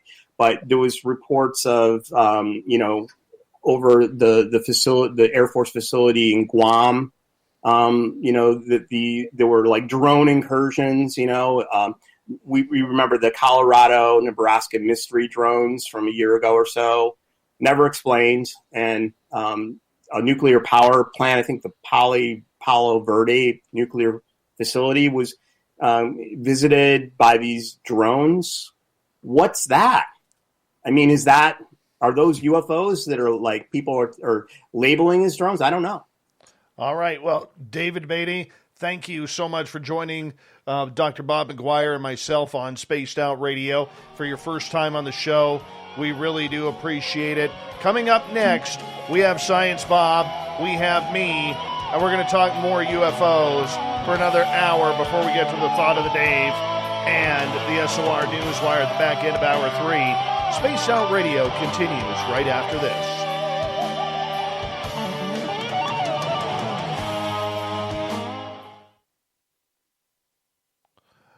Great job, Dave. Thank you so much, Thank Dave. you. That was a lot of fun, man. That was a lot of fun. That was great. I love talking about this stuff. Bob, do you want me to leave this up or do you want me to remove it? Leave what up? Oh, no, leave it up. Okay. No, leave it up. Okay. Or you can keep it on a loop. Sure. Yeah, the loop is me pressing play. But David, thank you. I've wanted to interview you for a couple of years and to finally get it to happen. I really do appreciate it. I wish you could stay longer, but I know you got to get up early in the morning, so thank you so much, man. Yeah, I appreciate it. Yeah, no problem. We'll make it happen again in the future. Absolutely, my friend. You take care, okay? Okay, take care. Good luck tomorrow. Take care. Yeah, thanks. Bye-bye. Good night. Bye-bye. Dave, I'm going to go get another coffee. You do that. Put that there for now. Put that there for now. Hi, guys. How are you?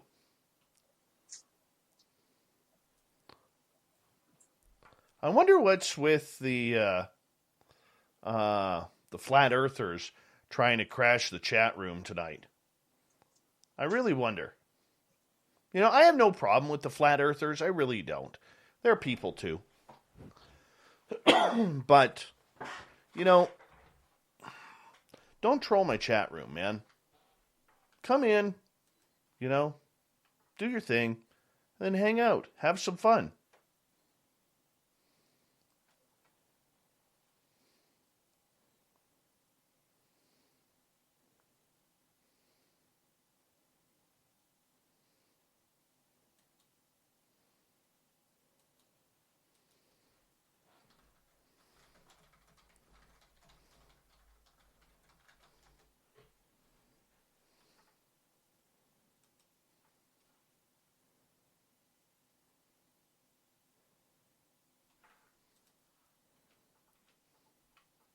Hey, Greg Moyes, thank you so much for that super chat. Really do appreciate it.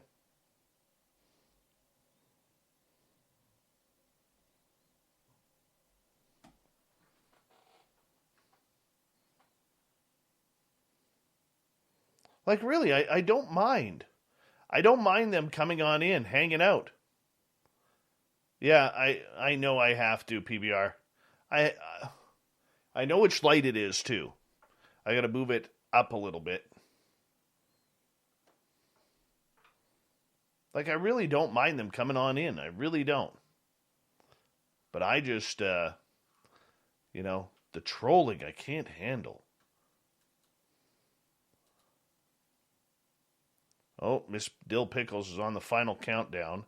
Do-do-do-do. Do-do-do-do-do. Do-do-do-do. Hey, Logan, how are you?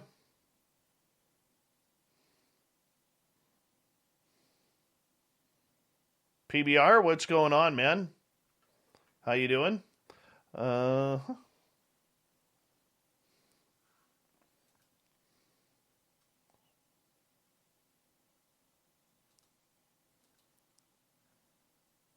Derek on Twitter. How's the Snarkettes? Please let us know.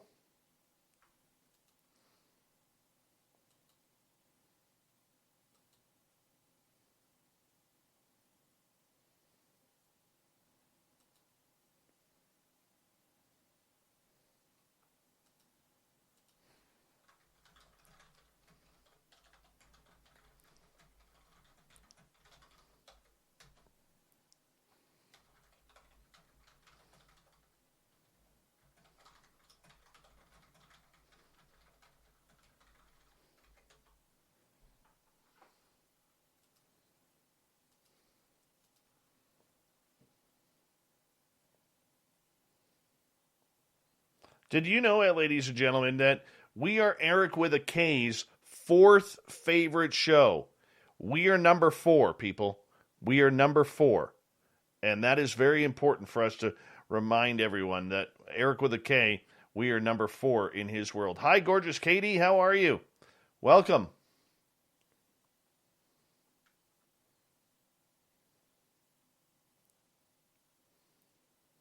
I have known that since the balloon photo came out. I was actually on the phone with Tim McMillan when that happened. We were talking about that photo. I know he has seen that.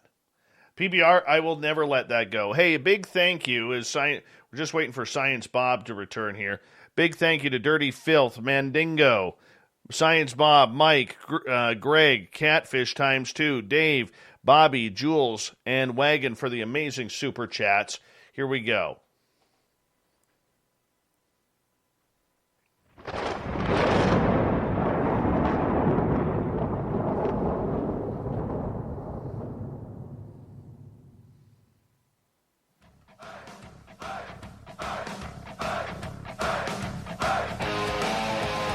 We rounded third. Actually, we haven't. We passed the halfway point of Spaced Out Radio tonight.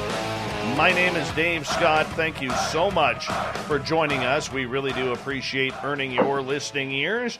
We want to say hello to everyone listening in around the world, wherever you may be tuning us in. We really do appreciate it. And, we also want to remind you that all of our archives are free. Go to youtube.com/Spaced Out Radio. Just do me the favor. Hit that subscribe button. You can follow us on Twitter @Spaced Out Radio and on Instagram @Spaced Out Radio Show. Our website, of course, is spacedoutradio.com. We continue on with Science Bob and friends here on Spaced Out Radio. Dr. Bob McGuire joins us once a month to talk about the who, what, where, when, why, and to try and break down all of this fantastic, beautiful woo that we get on a nightly basis. Science Bob, welcome back. Oh, I'm happy to be here, Dave. This was so much fun tonight. All right, let's start off with a question from Shadow Time Writer. It's about the Young Guns. Who sponsors them? I've never seen a group other than TTSA being advertised so much. Now, I can answer a part of that. I don't think they are sponsored, okay? And I'll be honest, early on, I did wonder if some of them were bought and paid for in regards to, the information that they were getting and putting out. However, I think what we are seeing is a new, more aggressive, social media savvy breed of researchers that puts everything out in public on UFO Twitter. And I think that many of them have done a great job. I think many of them need to grow up a bit. I've been very open about that.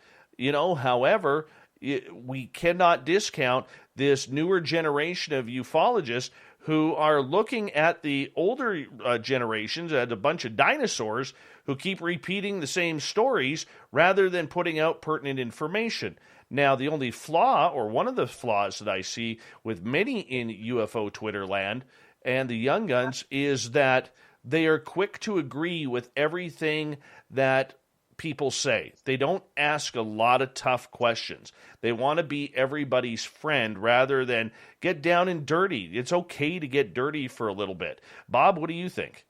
So they're very young, very enthusiastic, and I agree that over time, they're going to grow older just like the rest of us have.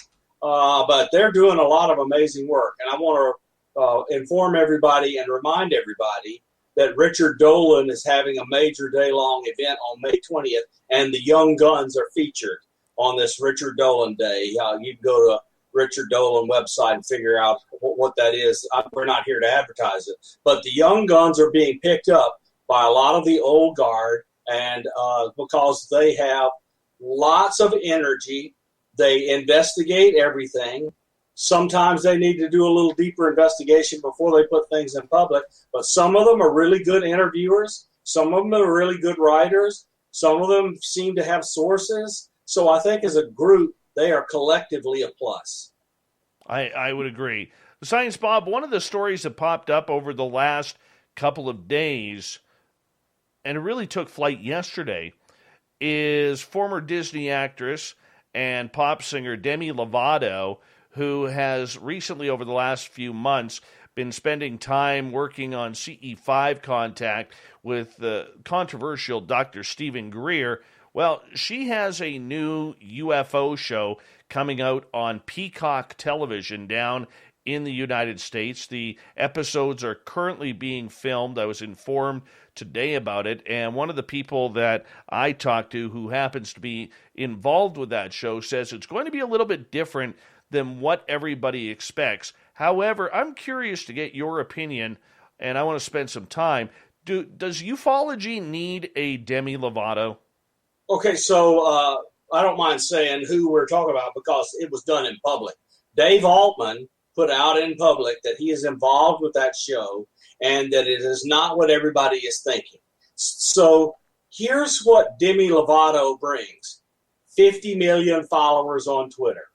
And if a person like Demi Lovato takes a responsible approach to bringing out discussion and information and attracts high-quality people to come and talk and interact and tell us things and show us evidence, it can be a great plus. But since we don't know, we don't even have a trailer yet. We don't even have snippets. So we don't really understand what the showrunners have in mind.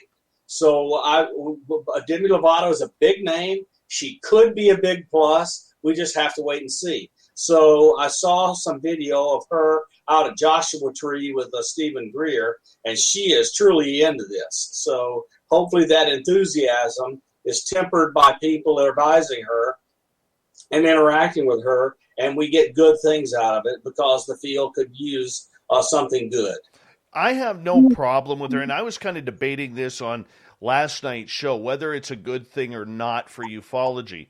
I think popularity-wise, the more people and the more people with major followers on social media, like Demi Lovato on Twitter, for instance, she has 55.4 million followers. That gets a good message out.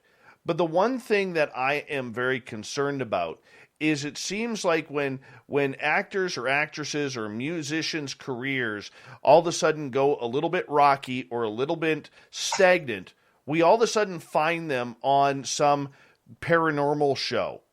We all of a sudden find them on some UFO show, trying to all of a sudden, capture some sort of glitter of attention through the paranormal or supernatural.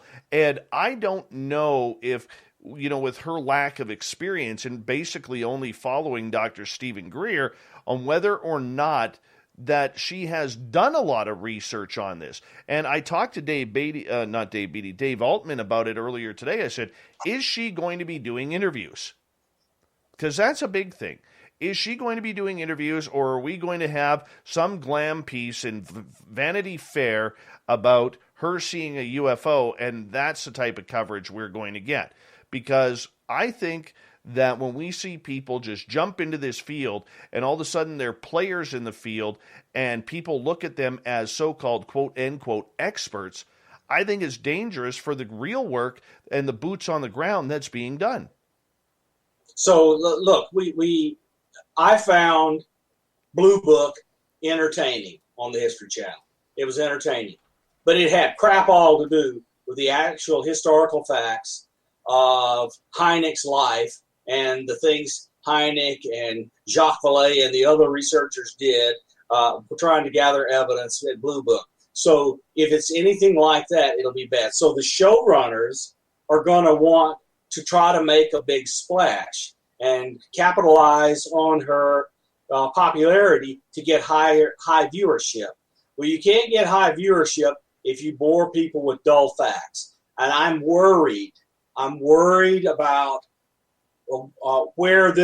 how the narratives that will be displayed will be shaped to titillate and draw a large audience. I'm just worried that it could be rotten. Hopefully it will not be rotten. Hopefully Demi Lovato has some excellent people around her and they will do great things. And so, it could be like William Shatner or somebody like that that's run these shows, Samuel L. Jackson, etc., had these shows about strange things and paranormal things where they were the host, they were the MC, but the actual people having the experiences were the actual story.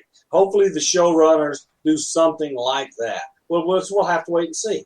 Well, I got told by someone very, very involved in this subject, and I'll keep this person's name quiet for right now, that they were aiming and targeting very, very popular people.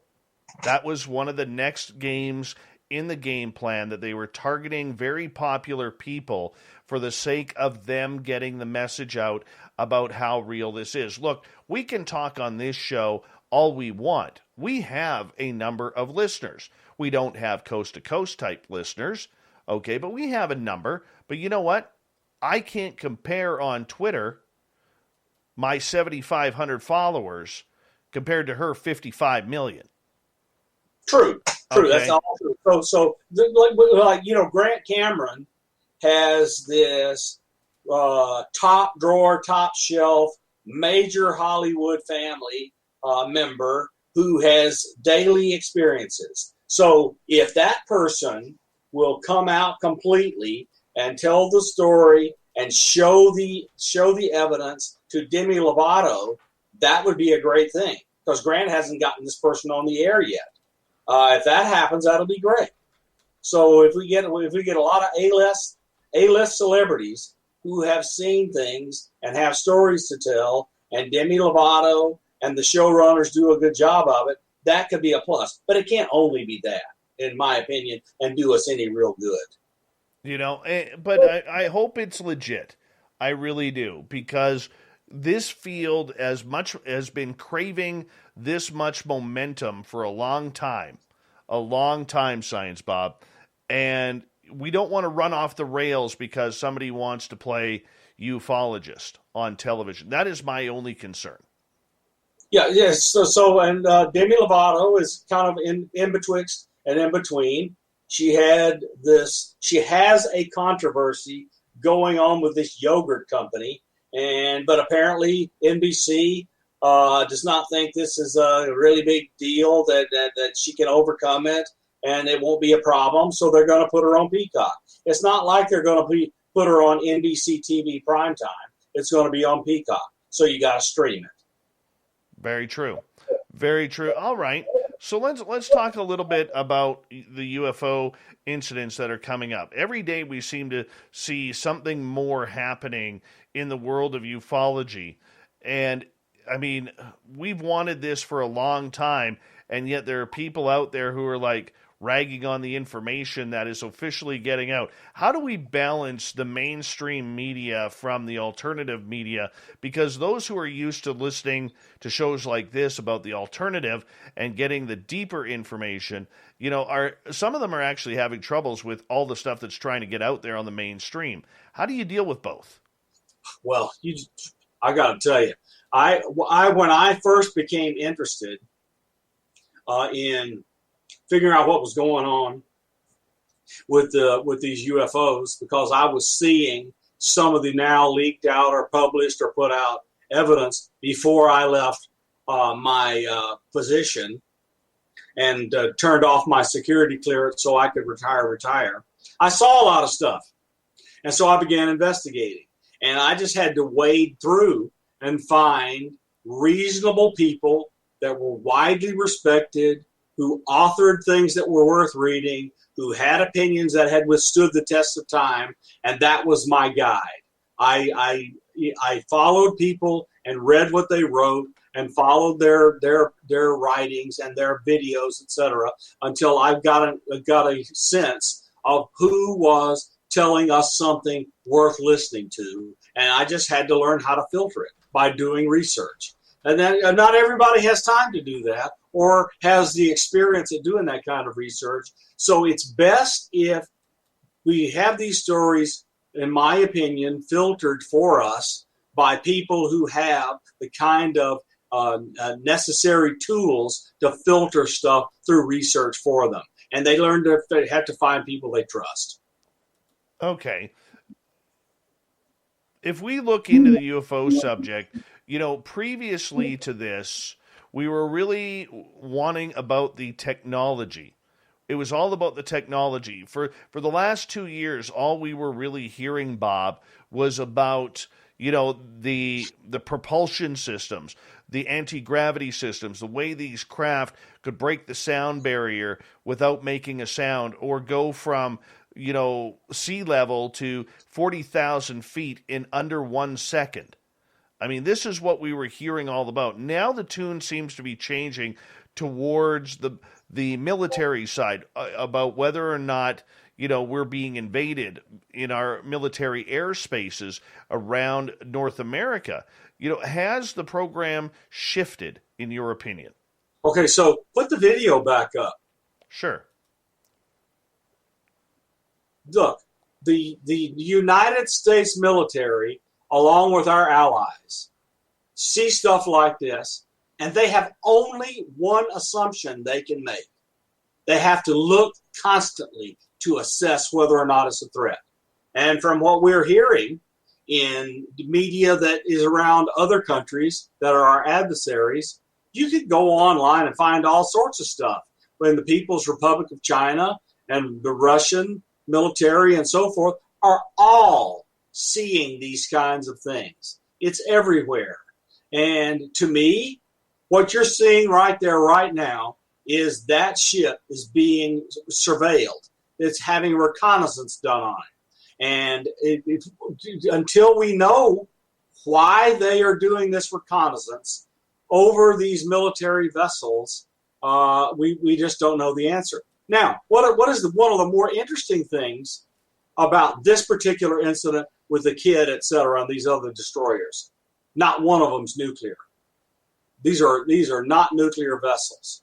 So that means that they are not only attracted to these vessels because they're nuclear. That is unless right under the Kid there is a nuclear submarine. But we won't know because we can't see below the water. But maybe these things can. But look, I'm telling you, the military is looking at this, trying to assess whether or not these things are doing reconnaissance in preparation for an attack. Because that's their job. That's their sole purpose, is to defend the homeland against all enemies, domestic and foreign. And they have to make an assessment as to whether or not these things are a threat. And we don't know the answer because they don't interact with us. Now, I keep hearing, Dave, rumors about intelligent interaction having occurred. And I would love for that stuff to come out, that we've actually had an interaction. Right. I want to, and this is something I have said for a while here on this show, and I've talked to you about it, but Shadow Time Writer, we're going to ask that question. He's from our chat room here. This has been going on for decades. It's nothing new. Why are they acting as if it is? And that's an important question here, Bob, because it's something that we've asked on this show as well. Well, so Cheryl and Linda Costa are about to bring out their latest version of their UFO desk reference. It's available for order on Amazon. And I know what's in it because I wrote the preface. Okay, so the rate of occurrence of these observations over ships, over military installations, over cities, over nuclear power plants, over all sorts of things is really going up. It's really going up. So something is happening and we don't know the answer. And I think this is part of why now, is the rate of incursions over all sorts of installations, cities, with impunity. Like they don't even care if you see them. Has got awakened some interest in what's going on, to the point where the ranking minority member on the Senate Select Committee for Intelligence will talk about UFOs every time he's asked. And it's just things are different. They are not as before. Those things are not in hiding.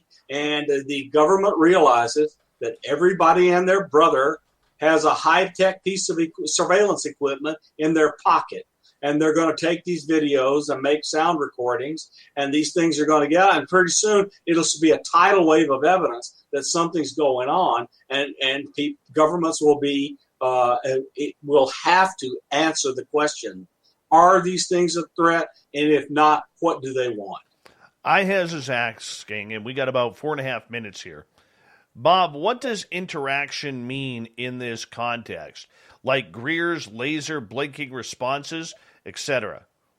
No, what I'm talking about is intelligent interaction in both directions. That's the rumor. And I don't have any personal information or anything else other than I'm hearing that a lot and from different places. And I just, that would be a major deal, just major, if we have two-way interaction where digital data is being transferred back and forth between them and us, whatever they are. I still think that a date, Bob, has been set. And we can get into this in the next half hour when we get more audience questions or whatever. But we got about 3 minutes here to go. I still think a date has been set, Bob, and that's the reason why that we are in a rush here. I think we've been contacted. I don't mind going on record on that. I may sound like I'm full of woo. I may sound like I'm making up stuff. I don't have any proof whatsoever, but reading between the lines, it just makes sense to me. Do you think that we have been contacted with a date, and that's why we're going to see all of this and more coming up here very soon? So that would be an excellent explanation for why the Senate Select Committee on Intelligence wrote part of a funding bill that has now set a date for a report from the Pentagon and the intelligence community, and that will be run through the Director of National Intelligence Office and then handed off to Senate Committee on Intelligence and the House Committee for Intelligence and the Armed Services Committee. So it smells like you're right, and I am certain that you, like me, have had people say that is true. And but we, again, you and I don't have evidence. All we can do is hope that it is true, that we learn things we don't know, and that it's not bad things that have been hidden from us. It also gets us out of having to tell about the past. It's true. Absolutely true. All right. Exactly. So let's talk about the past in the next half hour. Yeah, because, there's a lot of secrets, whether it's Shag Harbor, whether it's Roswell, whether it's alien bodies from crash retrievals that Lou Elizondo has been talking about. There is a lot of old secrets out there that we may not want to come out. Okay, imagine, and I'm just throwing this out there because the story is very, very much a rumor, but imagine if it was true that President Eisenhower did make a deal with extraterrestrials to trade humans for technology. We don't know if that happened. We don't know. I mean, we can surmise that it probably is not likely, but what if it did happen? These are the types of secrets that will never come out of the vault for hundreds of years. Hundreds of years. Once everything is changed on this map again, and there is no republic, there is no Canada, there is no other countries out there, Bob. Well, look, if such a thing were to come out and it would to be admitted, the never-ending lawsuits and criminal cases would just bury everything. It just can't happen. It's just that kind of detail is just not coming out. I agree with you. But, that's the secrets that they have to try and dodge. That's the redacted stuff we're not going to see as of June 25th. If any of it's true, we're not going to see it. What about Roswell? We may learn something. Well, look, according to Chris Mellon, the new book by Harris and Valet is going to be a crash case recovery from 1945 that is not Roswell, and that they have extraordinary new evidence. I hope it's not just eyewitness testimony, that they actually have some documentary and hard physical evidence. All right. Hour 3 with Science Bob McGuire is coming up next on Science Bob and Friends here on Spaced Out Radio. We're going to stick with the UFO topic. We got Bob until the bottom of the hour. Then we have the SOR Newswire and the Thought of the Dave. A jam-packed hour 3 of Spaced Out Radio is coming up next.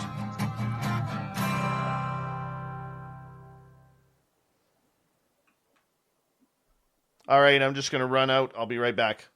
Okay. You can chat with the audience. There are some questions there if you want to take them. Once again, if you want to, my cousin Gary was wondering your address again. What is it, NH4Y or N4HY? N4HY. N4HY. If you want to talk on shortwave radio with Science Bob. Welcome to shortwave radio. Yes. Okay, so the world is there. Yes, the world will be a different place if we are told they are here. That's absolutely true. But it's funny to me, Nicola. The funny thing is nobody trusts the government, and everybody's waiting on hearing from the government. It's just it's cognitive dissonance. No one trusts the government, but everybody wants to hear from the government. And well, I hope we hear from the government. So there you go.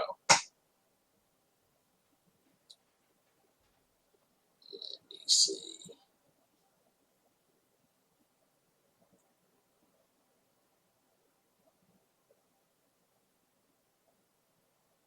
So Moonlick, what makes that tin can special? Well, it's one of our armed vessels, and so if they want to come down and have a chit chat, they want to have an idea of what they're going to be facing when they get here, and to see if they're immune to it.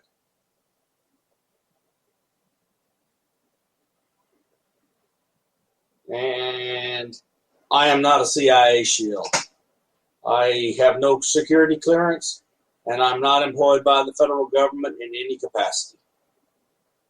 Oh, hey, Melinda. How's it going?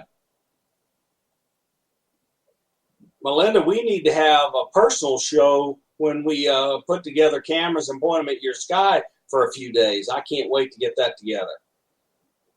I think we'll have all the necessary pieces to plan in about 1 month. So we'll be talking, Melinda, to see how to get some interesting things on objective evidence from sensors from Sedona, Arizona.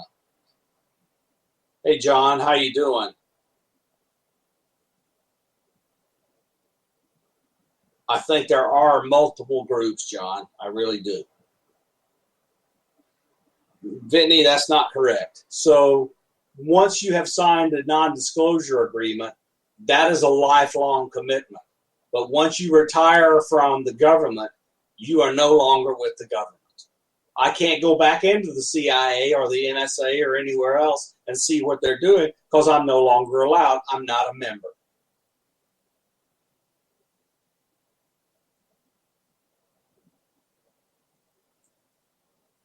I've heard all sorts of rumors about the Navy, and the Navy's, I'm going to tell you, they're being pretty open.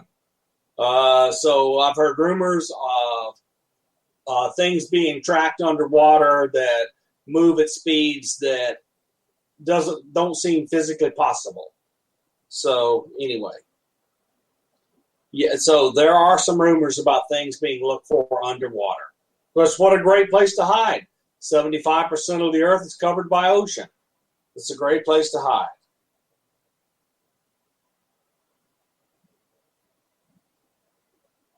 Well, Tiny a Squish, what the United States government has passed through its legislature and been signed by the president says the government will produce a unclassified truthful report.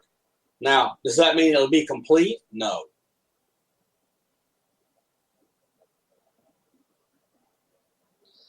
Yeah, and Melinda, I'll send you, I've been meaning to send you, I'll send you the 3 orbs in a triangle right in front of my front porch, caught on my blink camera. Yeah, that's interesting. I'll send it to you via Messenger or something, Melinda. I think Bill Gates is an alien. What do you think?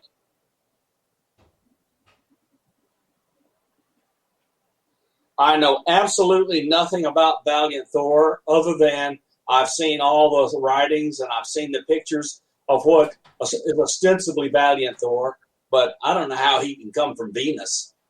I don't know. I can't make heads nor tails of that. But he certainly, the story is, he was housed inside the Pentagon until he decided to go home. All right. Let's save the rest of the questions for the next half hour. Got it. Which one did you get up to? Oh, I don't know. I'm beyond proud of the Navy and whole. No, I got up through, is Bill Gates an alien? I got, why did so many people assume it isn't one group, it's multiple groups, from John Hudson. I answered a bunch of them. Nice. I just started recurrent and went backwards. Cool. Works for me. All right. If you get a message from Cousin Gary on your shortwave there, radio, that's Cousin Gary. That's Wascally Wobbit on the radio. Mm-hmm. That looks like moonshine day. I wish. I wish. I want to say a big thank you to you, Science Bob. You not only come on this show, but you support us with super chats. So thank you so much. Big thanks to Mike, to Greg, to Catfish ×2, Wagon Breath, Dirty Filth, Mandingo, Bobby, Gorgeous Jules, and Dave for the amazing super chats. Thank you so much to everybody who supports us on a nightly basis. We really do appreciate it, and it's a good way to support what we do on a nightly basis. And thank you to all of our new subscribers, and of course, to all the veterans who are listening to this show. We appreciate each and every one of you, and we're going to get going here right now.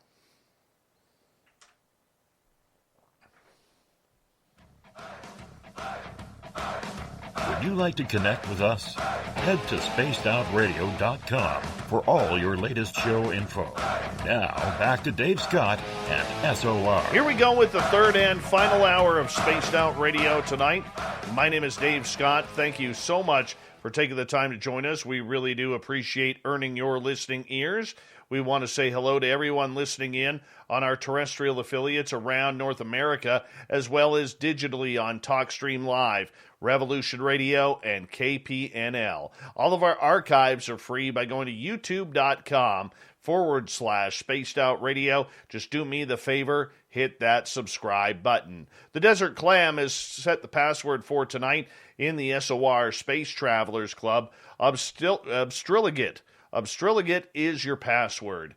Use it wisely, space travelers, as the Clam sets the password each and every night right here on Spaced Out Radio. Our website is spacedoutradio.com, where we have a plethora of features for you, including rocking out to Bumblefoot and reading up on Captain Shirk's SOR Newswire. Follow us on Twitter at Spaced Out Radio and on Instagram at Spaced Out Radio Show. We continue on with Science Bob and friends. Dr. Bob McGuire is with us. We're talking UFOs all night long here on the show. Dr. Science Bob, welcome back.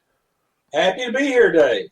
All right. We were talking about UFOs, taking some questions from our audience. Let's start off with Vin here, who is asking, Bob, what do you think about the simulation theory? Oh, so this is up in the air, but it looks like that it's possible that the universe is a simulation being run by God or the universal consciousness or whatever. That is a hypothesis for how the universe works. I don't know all of the experimental evidence that is used or proposed. I don't think it's conclusive. I think that there is becoming belief that we are a hologram, but it's not like the laser holograms like Princess Leia on Star Wars. It's much more complex than that, but never mind. That looks like it could be possible, where I won't go into technical detail, but it looks like that could be possible. So simulation theory is interesting, that we are a computer programming running on a universal computer. I believe that it has been pretty close to conclusively proved that if any entity has a brain like ours, that our consciousness cannot be a computer program running on it.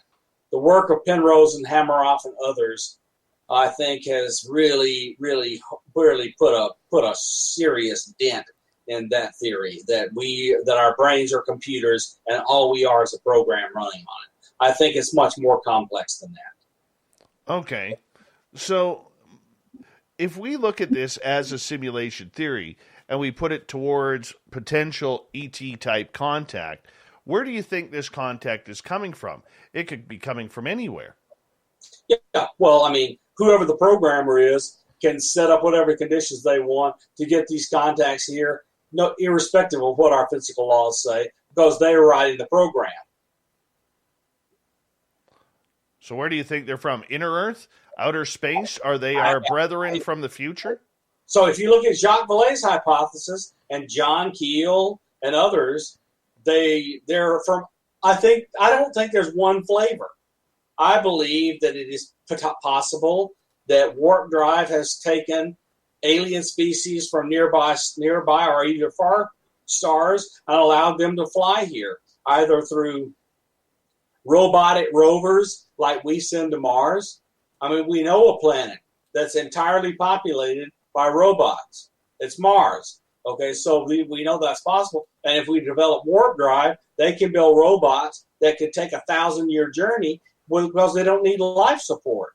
And so they could be here en masse with their robotic rovers running around taking a look at us. Okay, so that's possible. And also there could be these interdimensionals which are traveling through wormholes or alternative universes. And now there's a hypothesis. So we believe the Big Bang for many reasons. One of the many reasons that we believe in the Big Bang is that we can see all around the Earth, in every direction we look, this cosmically large microwave background radiation, which has the black body temperature of around 2 degrees Kelvin, and it's nearly uniform. Its variance is really tiny. But there are these places that look like holes in this cosmic microwave background, and it's now hypothesized that we have run into the bubble of another parallel universe. That's one of the theories. And so we are in one of the most rapid periods of growth in our understanding of the universe and the physical world we have ever been in, and it's only accelerating. And artificial intelligence, artificial general intelligence, etc., is going to come along, and our knowledge of the universe and our ability to interact with machines that can help us figure this stuff out is about to explode on us where we don't even recognize who we are anymore. Cedric has a question, and then I want to get into Jacques Vallée and Paula Harris's latest book. We got to. Okay, Cedric is asking, do you think alien UFOs is U.S. military technology not fully developed being tested on civilians? I do not.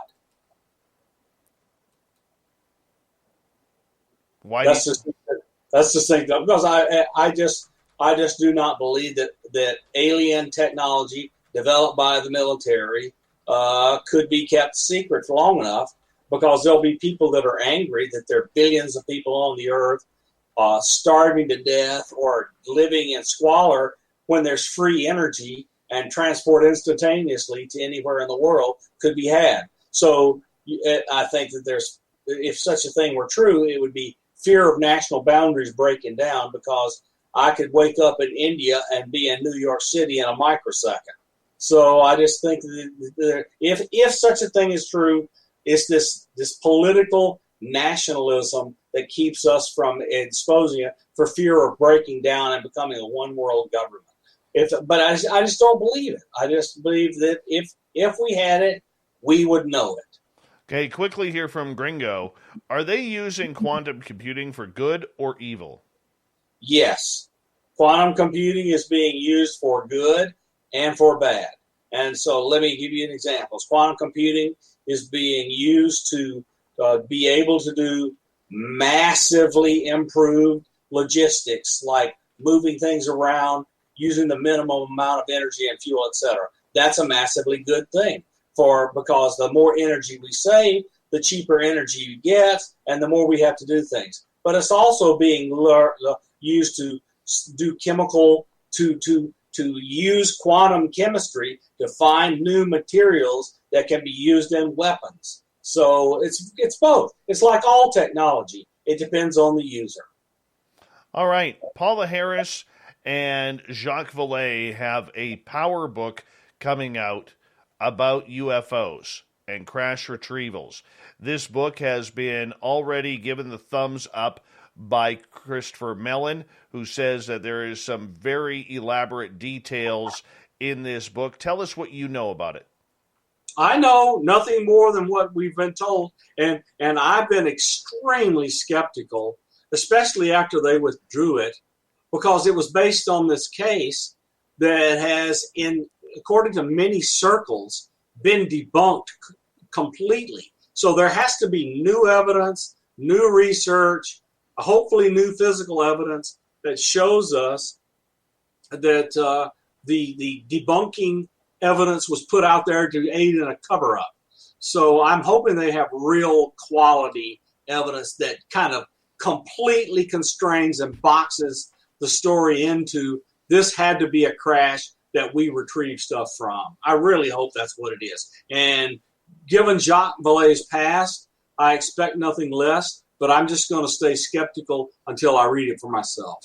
Okay, now let's talk about crash retrievals here for a second, because this has been one of those hot button topics that really came out of nowhere when we've all talked about it. We all know about Roswell. We all know about Shag Harbor. We know about Kecksburg and other places where this has happened. But there's a lot more out there that we are starting to find out. Luis Elizondo, who has been very shy over the last couple of years, up until he was on this show, about talking about anything to do with aliens or crash retrievals, now all of a sudden he is opening up to it. Now we're seeing Chris Mellon talk about Jacques Vallée and Paula Harris's new book about crash retrievals. This is becoming the new topic of very keen interest for many of us in the UFO world, because we want to know what's happened. Okay, when we look at these crash sites, what should we be looking for? How many, if you know or are allowed to say, have actually happened? I do not know how many have happened, but I can tell you this. People that have signed lifelong NDAs are now talking about crash retrievals. Some of them are no longer with the government or no longer have a need to know for what their current jobs are. This includes Lou Elizondo, Chris Mellon, Eric Davis. We have the Wilson documents, and more stuff is coming out about Wilson just no longer in denying it, but mealy-mouthing it. And so I just think that the time has come where we had Goodall on this show, and we talked to Goodall for 2.5 hours. And what I thought was a bombshell, if it could be proven, was Goodall, who was a major Trump supporter, said to us that he knew for a fact that Trump had ordered declassification of all the UFO materials. And so I went, what? And then shortly after that, we began to get a floodgate. People started talking more than they had ever talked before. We had piles of documents that had been on FOIA, etc., by John Greenwald for years, suddenly flowed into his office, and like a light switch had turned on. And so I have this guess. It's this pure guess based on 30 years of working at high levels in the intelligence community and DOD with the United States government. Trump probably did what his good friend Lou Dobbs wanted him to do and ordered the declassification. And the government bureaucracy said, look, let's sit on it and wait to see how the outcome of the presidential election is, and if we can talk the new president into reclassifying it. Okay? So here's what I think. Trump probably did it because his son and Lou Dobbs wanted him to do it, and they waited around to see what Joe Biden would do. And Joe Biden has said, Trump did it, I won't be blamed for it. Let's leave it like it is and see where it goes. So that's what all of this feels like, is that there's been some kind of actual declassification, and people that are now talking about things that they know used to be classified, but given President Trump's order is no longer classified, are now talking. That is all the string of breadcrumbs along the road that I have been eating and picking up and put together to give you that narrative. But that's what it feels like to me. Trump declassified, and people are now talking, and Biden hasn't stopped it. Okay, why wouldn't President Biden stop it? Maybe he wants to know. Maybe he wants it out. But look, we know, Dave, we know from all sorts of directions, sources, etc., that the United States government and governments around the world have treated their own people badly about the UFO phenomenon. Very, very badly. People were treated like they were interacting with demons if they were having something to do with a UFO. And so I think people are wanting this off their back, because if you take a project and you classify it at the highest possible level, where it's all sap, black, unacknowledged, hidden away in the bowels of some corporation, that costs you 1,000 times as much money to do the project, because all the security, secrecy, etc., and the major amount of controls, physical and other, that have to be put around it. It would be great if that level of classification could leave this subject. Okay. Because it would save a ton of money. Okay, so in your opinion here, as we got about 8 minutes left, what stories do you see remaining classified? Oh, if Corporation ABC had a security squad that, when they found somebody was talking about their piece of the puzzle, went out and did bad things that are illegal, or at least would cause a large civil suit, we are never going to be told those stories. Okay, what I guess where I'm trying to go with that question is, if we already have ET contact, let's say Valiant Thor is real. Let's say J-Rod is real. Let's say, what's the alien Bob's name, or whatever they call him, is Skinny Bob, whatever. Skinny Bob is real. All right. Do those stay classified? So look, if they are a sentient being and we kept them in jail until they died, that's kind of ugly, Dave. That's really ugly. And I just don't think that kind of story will be told. If we kept Skinny Bob trapped in a cell until he died, that's not cool. And I don't think people want to talk about or admit it was done. What about, let's say, alien bodies from crash retrievals? Does that stay classified? That, I think, could possibly come out, is if we actually have alien bodies that we claim died in a crash, and we just found them laying around. That is possible. Look, if the crash materials come out, it's possible the alien bodies come out. It's possible, because there was no crime committed in them dying. What about Roswell? Oh, Dave, just go read any serious Roswell book. There were lots of infractions of people's constitutional rights around Roswell to cover it up. I don't think the details of that will ever come out. Okay. Kecksburg. I am unaware of any major constitutional infractions.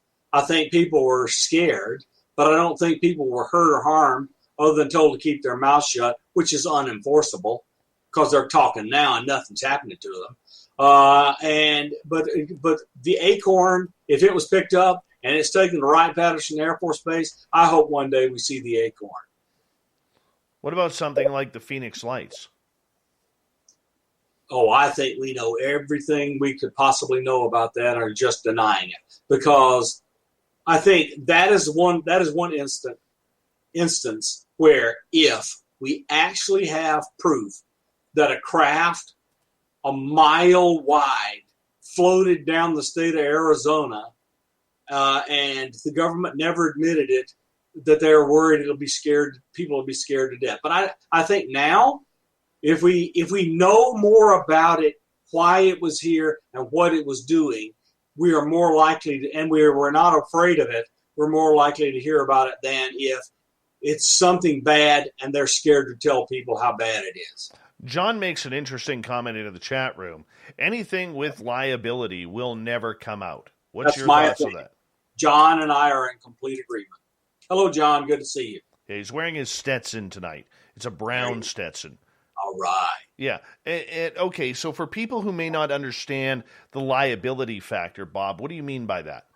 Well, if people who were in Roswell had threats made, property damage, all this other stuff, and their estates could have the ability to sue the federal government for things that were done to them, and those kind of civil case, you don't have statute of limitations on civil cases.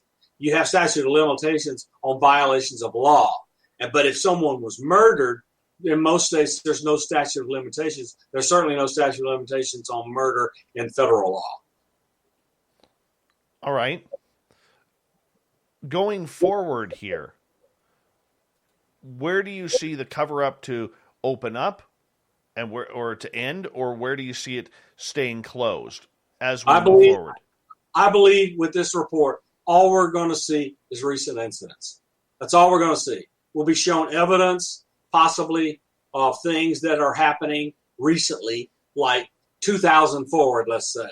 I don't think we'll hear a whole lot about the 1940s, unless Jacques Vallée and Paula Harris show us evidence that's just incontrovertible to the point where we can name names and go talk to them about why have they lied to us and so forth. And this just be so interesting. I do like the stuff coming out now from Harry Reid claiming that Lockheed Martin has a ton of saucer stuff in their basement. That would be awesome if that came out. Yeah, that was quite a little fire over Lockheed Martin's bow for sure. Senesate in the chat room is asking, how far into the future will UFO technology push us?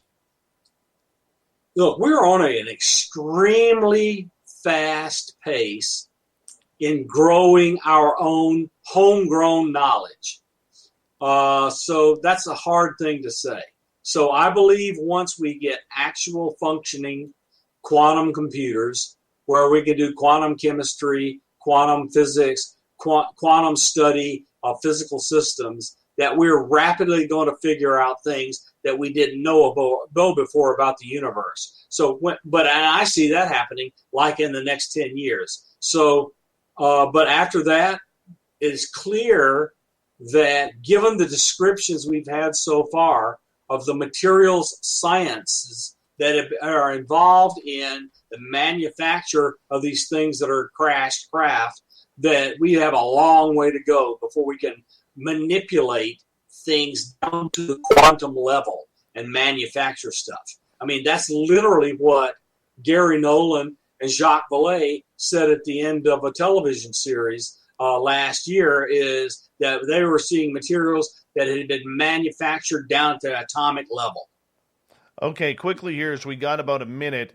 This Sunday, 60 Minutes is going to do a large report on UFOs. We're going to see a lot of people, including Lou Elizondo, on this. What do you expect?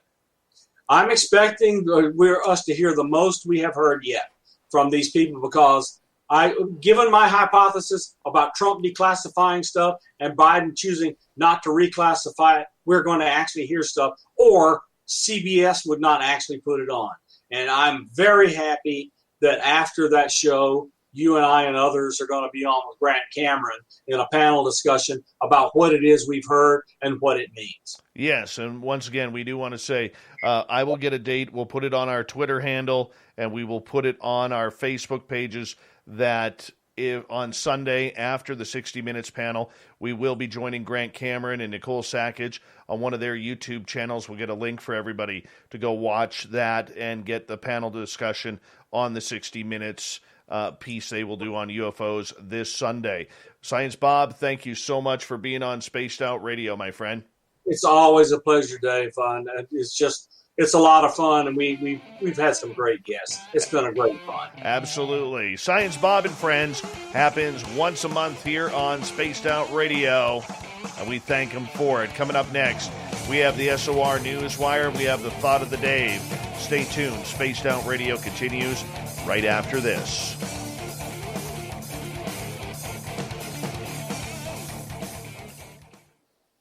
All right, quick question from Shadow Time because we ran out of time. Cash Landrum, Richard Doty said on Stephen Greer's channel that the AFOSI debriefed the Air Force pilots flying that UFO. It killed those 2 women and burned that little boy. Do you know about that?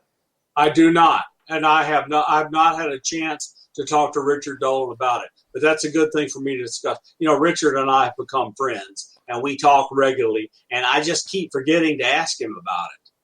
Awesome. My friend, thank you. My pleasure, and I'm going to drop off, and good luck to the SOR audience. It's been a pleasure, and I look forward to seeing you next month. And you and I will talk tomorrow morning. Yep. See ya. See you later. Science Bob, everybody. Science Bob. There we go. We'll say goodnight to him as we get ready for the news. Shirky Poo's got us all loaded up. And, yeah, guys, that was a good show. That was a very good show. It's amazing watching our YouTube numbers all of a sudden go pew, straight down the minute Science Bob leaves. It's kind of funny. We do have more show, people. You don't have to leave. Leave me all high and lonely here.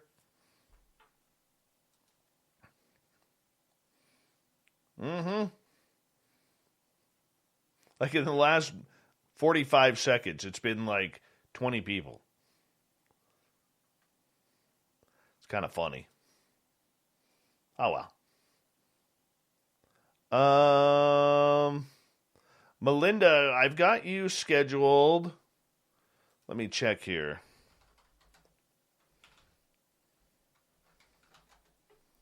Hold on. When is Melinda Leslie? Melinda Leslie is scheduled for May 25th, the day after my birthday, Melinda. And guess who's on the following night? Lou Elizondo. Then the following night after that, Tim McMillan. We have a power week of things going on. A power week.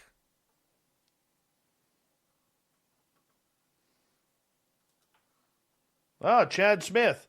Thank you so much for that super chat. Really do appreciate it.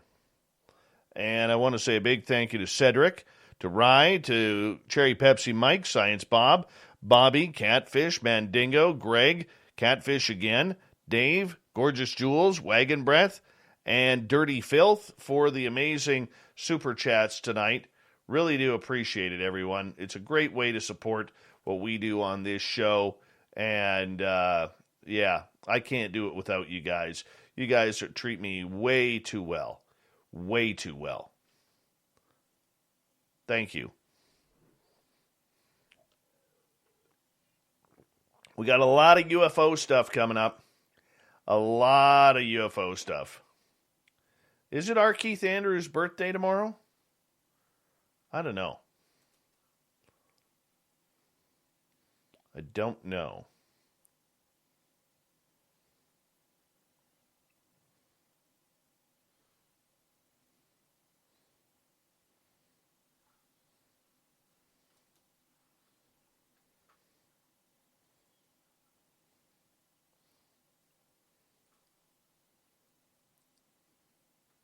Dirty Filth, yes, I agree with you. We are going to have some hot wings.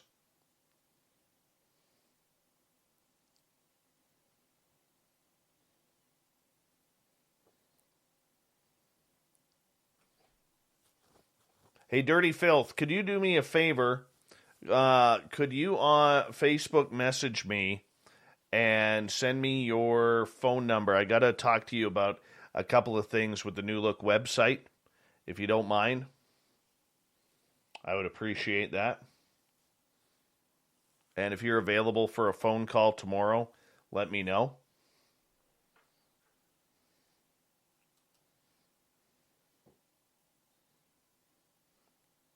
Magic 8 Ball happens on Tuesdays. But we missed it this past Tuesday because I kind of went on a rant about the whole Demi Lovato thing. Yeah, Dirty Filth, let me know what time you're available tomorrow, too.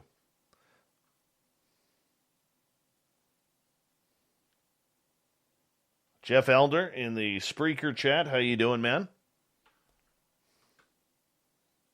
Jareth Barrett and Dr. Effin Rowe in the Revolution Radio chat room. You guys are looking awfully handsome tonight. Awfully handsome. All right, here we go.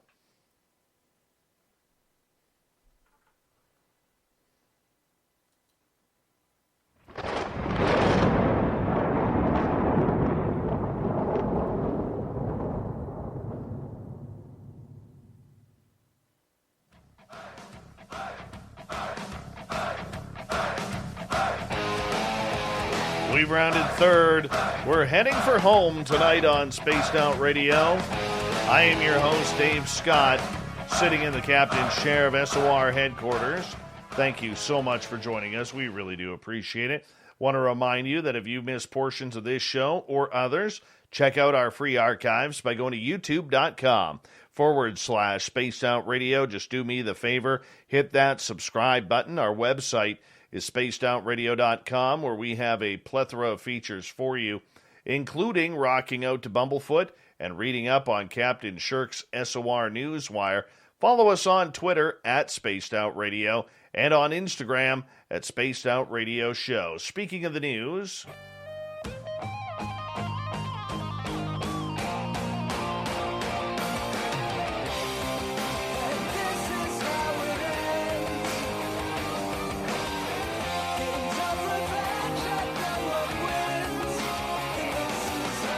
the news is always changing, which is why we bring you the SOR Newswire at the back end of every show. We'll get to the weird, the strange, the wacky, and sometimes the weird? Yeah.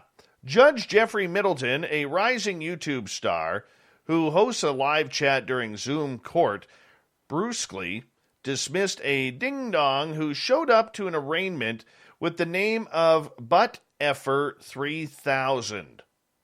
Butt Effer 3000. Thank you, Twitter, for bringing the masterful performance to our attention. Yes, sadly, the official video was removed, but Gizmodo, who reported this story, viewed it this morning, and a tweet memorializing the exchange is embedded. Bring this fool in, Middleton told the camera as the person monikered Butt Effer 3000 entered the chat. Good morning, sir. What's your name? Me? Yeah, you. Nathaniel Saxon, sir. Your name's not Butt Effer 3000, you yo-ho, Middleton said dryly. Logging into my court with that as your screen name, what kind of idiot logs into court like that? Saxon muttered that he had never typed anything like that and apologized, and Middleton put him in waiting room jail to think about what he has done. Saxon later pleaded guilty to possession of drug paraphernalia, a misdemeanor punishable by a maximum of 90 days in jail and a $500 fine. Middleton, who started his YouTube channel in April 2020, has since amassed nearly 13,000 subscribers. Other now Middleton classics include pointing out that you shouldn't zoom to court from the driver's seat of your car when you're also on trial for several traffic violations. Also, adjourning a hearing after learning that a defendant accused of abuse appeared in the same apartment as the plaintiff. These are the results of 3 million hours from Zoom court in Michigan alone. Middleton, aware of his growing fandom, wrapped about his no BS brand, has addressed the peanut gallery of YouTube live chatters. We've started to become a popular spot for people to watch court proceedings, and that's all good. We're transparent, he said, but we've developed a community of followers who post things on chat that are grossly inappropriate. And also, The prosecutor brought me some text from this morning from Gorilla Glue number 4 and a bunch of other people who are posting inappropriate things on our chat feed, so I'm going to turn it off. He turned off the chat, and yeah, that wasn't too good. Middleton had previously told them that the mixture of sloppy home tune-ins and a vast following has been profound and in some cases troubling. Zoom Court has also been blessed with the Supreme Court toilet flush. I am not a cat attorney, Zoom bombed with rimming porn, and a doctor in what looks like a bloodied mask streaming from the OR. Gotta love it. Gotta absolutely love it. Moving on here. Voyager 1 launched from Earth in 1977, currently 14 billion miles away, making it the most distant human-made object. The probe is so far flung that it has spent about a decade in interstellar space, where it has made mind-boggling discoveries about the great expanse beyond the heliopause. Well, for instance, Voyager 1's latest dispatches include the detection of tantalizing hum of plasma waves, emissions generated by hot gas in interstellar space, with the origins that have yet to be fully explained. The probe has been picking up this extremely weak narrowband plasma wave emission since 2017, a period in which the spacecraft has traveled about 10 times farther than the distance between the Earth and the Sun. The faint hum is likely the first continuous measurement of the density of matter in interstellar space and shreds light on the interactions between the star systems and the vast interstellar medium between them. These discoveries really tell us a lot about how the interstellar medium is structured right outside of the solar system, said Stella Koch-Oker, a Cornell doctoral student in astronomy, which led the study in a call. The new signal was recorded by an instrument on the Voyagers called the Plasma Wave System, which was primarily designed to detect particle interactions within the magnetospheres of the solar system's giant planets, Jupiter, Saturn, Uranus, and Neptune. Once Voyager 1 crossed the heliopause in 2012, the instrument began to pick up plasma waves in interstellar space with distinct signatures lasting in duration from days to a year that could be traced back to specific solar events such as flares, or, in our case, probably aliens. A group of conservation scientists say it's time for the return of an American classic, the jaguar. They are arguing that jaguars can and should be safely reintroduced to the United States, not only to help ensure their continued survival, but also address the injustice that led to their local demise more than 50 years ago. Jaguars are the only living big cats native to the Americas. Cougars, another native wildcat, are actually more closely related to domestic cats than tigers and other big cats. Once, the jaguar's domain reached far across South and Central America and ended up to the mountainous forests of modern-day central Arizona and New Mexico, but human hunting, some of which was sanctioned by the U.S. government, obliterated the population in the U.S. by the mid-20th century. Nowadays, the lone jaguar or two might end up in the U.S. after traveling from Mexico, but it's not that often. Conservation Science and Practice newspaper, wildlife researchers from several institutions and conservation organizations are making the case for jaguar reintroduction to their native habitats in the southwestern U.S. The jaguar lived in these mountains long before Americans did, said lead author Eric Sanderson, a senior conservation ecologist with the Wildlife Conservation Society. If done collaboratively, reintroduction could enhance the economy of this region and the ecology of this incredible part of the jaguar range. Their basic argument is that bringing back jaguars would meet all the essential criteria for reintroduction. Jaguars remain an endangered species, and reintroduction would likely increase their chances of long-term survival, partly because their native habitat in the U.S. is uniquely diverse compared to the regions where they live now. It would be safe for both the cats and people, since the scientists are proposing they be reintroduced to areas that are largely owned publicly or by indigenous tribes and are sparsely populated by humans, and it would simply restore a crucial part of the ecosystem. Hey, look what happened to Yellowstone when they reintroduced the wolves. It's amazing. I think that the jaguar needs to come back. That's just me. Even though I ain't going in the forest there because I'm a meal. Nope, not doing it. Mystic Aquarium in Connecticut is preparing for the arrival of 5 beluga whales from a zoo and amusement park here in Canada after navigating approval process on both sides of the border and overcoming legal challenges from environmental groups. Government officials from Fisheries and Oceans Canada recently approved the export of the whales from marine land in Niagara Falls to Mystic, which specializes in beluga research. That follows U.S. approval that the move was approved last September. Experts from both facilities were in Niagara Falls examining 4 female and 1 male belugas and preparing to fly them to Connecticut as early as this weekend. The whales are expected to spend a few weeks acclimating to their new environment in tanks separated by a gate from Mystic's 3 current resident belugas before being fully integrated into the 750,000-gallon habitat.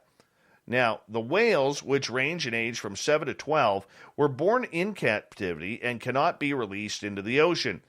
They will be leaving an overcrowded habitat with about 50 other whales and will be at the center of important research designed to benefit belugas in the wild. We have state-of-the-art veterinary care and state-of-the-art facilities, Mr. Cohn said. He is one of the researchers, Stephen Cohn. He is the Connecticut Aquarium's president and CEO, and he thinks this is a good idea. This is the largest beluga habitat in North America. They will be much better off here. Connecticut-based Friends of Animals and other activists sought to block the transport in a lawsuit last fall against the U.S. Commerce Secretary and National Marine Fisheries Services, which had approved the research permit. A federal judge in March declined to issue the injunction. Stephen Hernick, the senior attorney for Friends of Wildlife and Animals Law Protection Program, called it a heartbreaking day for the whales. The group claims the U.S. permit violates the Marine Mammal Protection Act and the National Environmental Policy Act because government officials did not adequately address the potential harm to the belugas before being moved to ballistic. All right, let's move on. In an excerpt from his upcoming book, Amazon Unbound, journalist Brad Stone has announced that the famous voice of Alexa is that of Nina Roll, a voice actress and singer based in Colorado. Characteristically secretive, Amazon has never revealed the name of the voice artist behind Alexa. I learned about her identity after canvassing the professional voiceover community, Boulder, Colorado-based voice actress and singer Nina Roll, the author wrote. Her professional website contains links to old radio ads for products such as Mott's Apple Juice and the Volkswagen Passat. And the warm timbre of Alexa's voice is unmistakable, he said. Roll said she wasn't allowed to talk to me when I reached her on the phone in February 2021. When I asked Amazon to speak with her, they declined. When asked to confirm her involvement, a representative for Roll said that, they had no idea. No, the virtual assistant, first launched in 2014 on the Amazon Echo connected speaker and was presented as a competitor for Apple's Siri. In 2013, the voice behind Siri was revealed to be voice artist Susan Bennett. Now, isn't that cool? Another mystery solved. This one's kind of weird. A grim artifact that has been on display for decades in a Georgia university has been authenticated as a human head taken from a slain enemy by an Amazonian warrior almost a century ago, and it is now on its way back to where it came from. Researchers at Mercer University in Macon said their test showed that the shrunken head, called a santas in Amazonian languages, is genuinely shrunken, and a shrunken head made in a laborious ceremony of removing its skull and flesh, stitching shut the eyes and mouth, boiling it, then fitting it with hot sand and stones. In 2019, Mercer University repatriated the verified Tsansa to Ecuadorian consulate in Atlanta. It's not clear whether it has yet been returned to Ecuador, but the researchers said they hope it will ultimately be a part of a collection, perhaps a museum, where it will be treated properly. We wanted it to be viewed by people who could appreciate it in an appropriate context, said Mercer University chemist Adam Kiefer. This is not an oddity. This is someone's body. This is somebody's culture, and it's not ours, he said.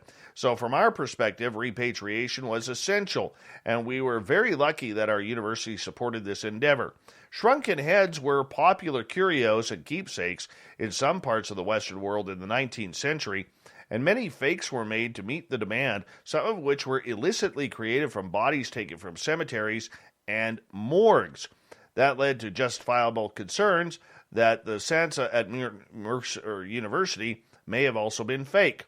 Now, Kiefer and his colleagues at Mercer, biologist Craig Byron and biomedical engineer Joanna Thomas, were tasked with verifying that the shrunken head was genuine, and after academics decided it could be cultural importance and Ecuador's government asked whether it could be authenticated, the researchers studied using various techniques, including computerized tomography or CT scans, which allowed them to reconstruct a three-dimensional model of the Sansa, both with and without its long hair. Kind of gross that they were shrinking heads back then, don't you think? Although our listener Fap could probably use some of that. He got a big head. He really does. 3 decades after researchers recovered mastodon remains from a Nova Scotia gypsum quarry, the find is generating new insights into the species' habitat in the days before one of the elephant-like animals fell into that sinkhole and died around 75,000 years ago. Thanks to a small rock-like specimen of mastodon poo, scientists have reconstructed the animal's diet and environment, concluding the mastodon was a browser, largely staying in a forest setting, taking in shrubs and boughs, but also insects, pollen, and algae. Scott Coker, now a PhD student at the University of Alberta, led the research and is publishing the findings in the Canadian Journal of Earth Science. They gave us a new view in Nova Scotia 75,000 years ago. The plants were very similar to what we see in Nova Scotia today. Well, lots of spruce, there's birch, there's alder, and mixed forest, spruce dominant, gosh, sounds like my area, where we still have lots of hardwoods like oak, and also there were wetlands, still freshwater wetlands in the area. More importantly, he said, is what the mastodon accidentally consumed while browsing. Analysts revealed that the earliest known Canadian remains of a bark beetle. Also, the poo also contained remnants of freshwater sponge. Its size indicated the mastodon was feeding in late summer or early fall. We're picking up other kinds of microorganisms that all ended up being in the water or happened to be on the trees they were eating, Coker said. And so that's what's actually given us the perfect picture, because if we were just reconstructing based on what the animal meant to consume, we were getting a real small picture of what's actually going on. Yeah, it's amazing what they can tell in poo. Amazing. Yeah, I can't believe it. And finally, leave it to the Russians, acting like Florida man. Yep, you never go wrong.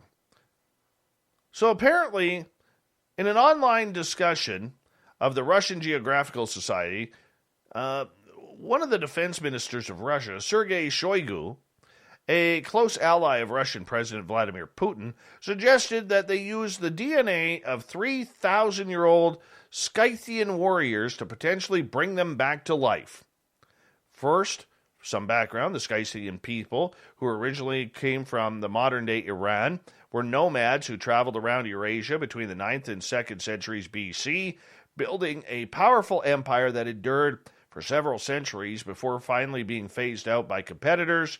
Yeah, they were badass battlers as well, and now the Russians want them to become their new army of sorts.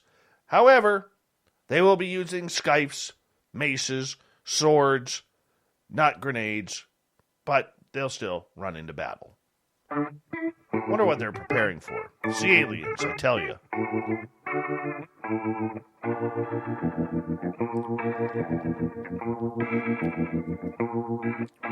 Thought of the Dave happens every night at this time, where we ask a question on our Facebook and Twitter pages, then read your responses on the air, because we love the audience participation around here. Today's Thought of the Dave is as follows. What do you think of Demi Lovato will bring to UFO television? John, A chance for viewers to learn with the host versus a UFO researcher normal people can't relate to. 2, reach an audience normally not accessible. 3, bring a different perspective. 4, for some people, celebrity spokespersons matter. 5, closed communities don't survive. Wu-Tang. Basically, she is going to be Stephen Greer's megaphone. Jules, I just pray it's not shame. Quest, ratings, viewers, 0 insight. Craig, millions of people. Eric with a K, we are his 4th favorite show. Going to bring attention to the subject. Jen's rolling her eyes. Liz says she considers herself a true believer. Only 4 episodes. Mark, she will bring more to it than Danny DeVito would. Etolution. Kind of funny, she uses the same name, unidentified, for her show. Can go well wrong, but will also be a delight. Who knows? Agree with some and fear it does actually harm to the serious of scientific inquiry. Cherry Pepsi Mike believes it's going to bring viewers. Dave G? Nothing. Nothing, man. It's a nothing burger. Annoying term, isn't that? Nothing burger. Let's continue on. Paul, can't say until we see what the show executives want her to do. I was really surprised on the Megan Fox show about Ancient American. It was pretty good. Nikki, for some reason I say humor. Lori, laughable at best. Gotta fit Hollywood's bring in the buck scenario, but on the other hand, it might get people talking more and make it respectable or make people panicking with this serious threat scenario. Kind of a double-edged sword there. Jeremy, a guide on what haircut to not get. Aussie Rob and his ham hocks say, no idea. Who is that? David, unwanted celeb attention and opinions. Dave Altman, I worked on it. It's not going to be what people think. Danny, probably not the attention we're looking for, especially with disclosure coming soon. It could make ufology look foolish. Jeremy, I don't know, but James Iandoli is doing an interview with a guy from Project Blue Book. Oh, well, what does that have to do with it? Elizabeth, Demi Lovato fans? Scott, a false narrative. Michael Huntington, full disclosure. Darren, not a darn thing. And Joe, we'll leave it with him tonight. Maybe UFO awareness for all the young bubble-headed dummies in preparation for the War of the Worlds. Thank you for everybody participating in the Thought of the Day.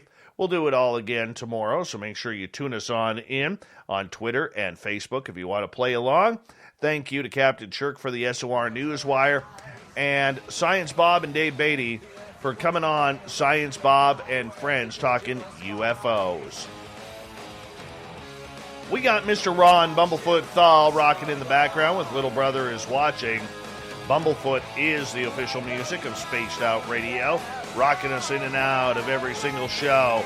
Get your horns up for the guitar god himself. Special thanks to everybody listening in at home, at work, in your cars, wherever you may be. Thank you to everyone in our chat rooms tonight on YouTube, LGAB, Twitch, Revolution Radio, Spreaker, Facebook, the Space Travelers Club, and Derek and the Snarkettes dancing away on Twitter at hashtag Spaced Out Radio. I know you're out there somewhere. Remember, this show is copyright by Spaced Out Radio and SOR Media Ventures Limited. Thank you so much for choosing your evening with us, because together, my friends, Make a mistake, we're watching. we own the night. Mr. Bumblefoot, we need a favor. We need you to take us home.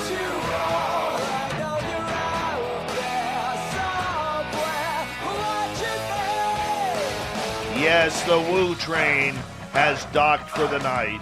But soon, my friends, we shall ride again. Your seats are always available. Your tickets never expire. And if you want to bring a friend, we've got room for them too. Good night.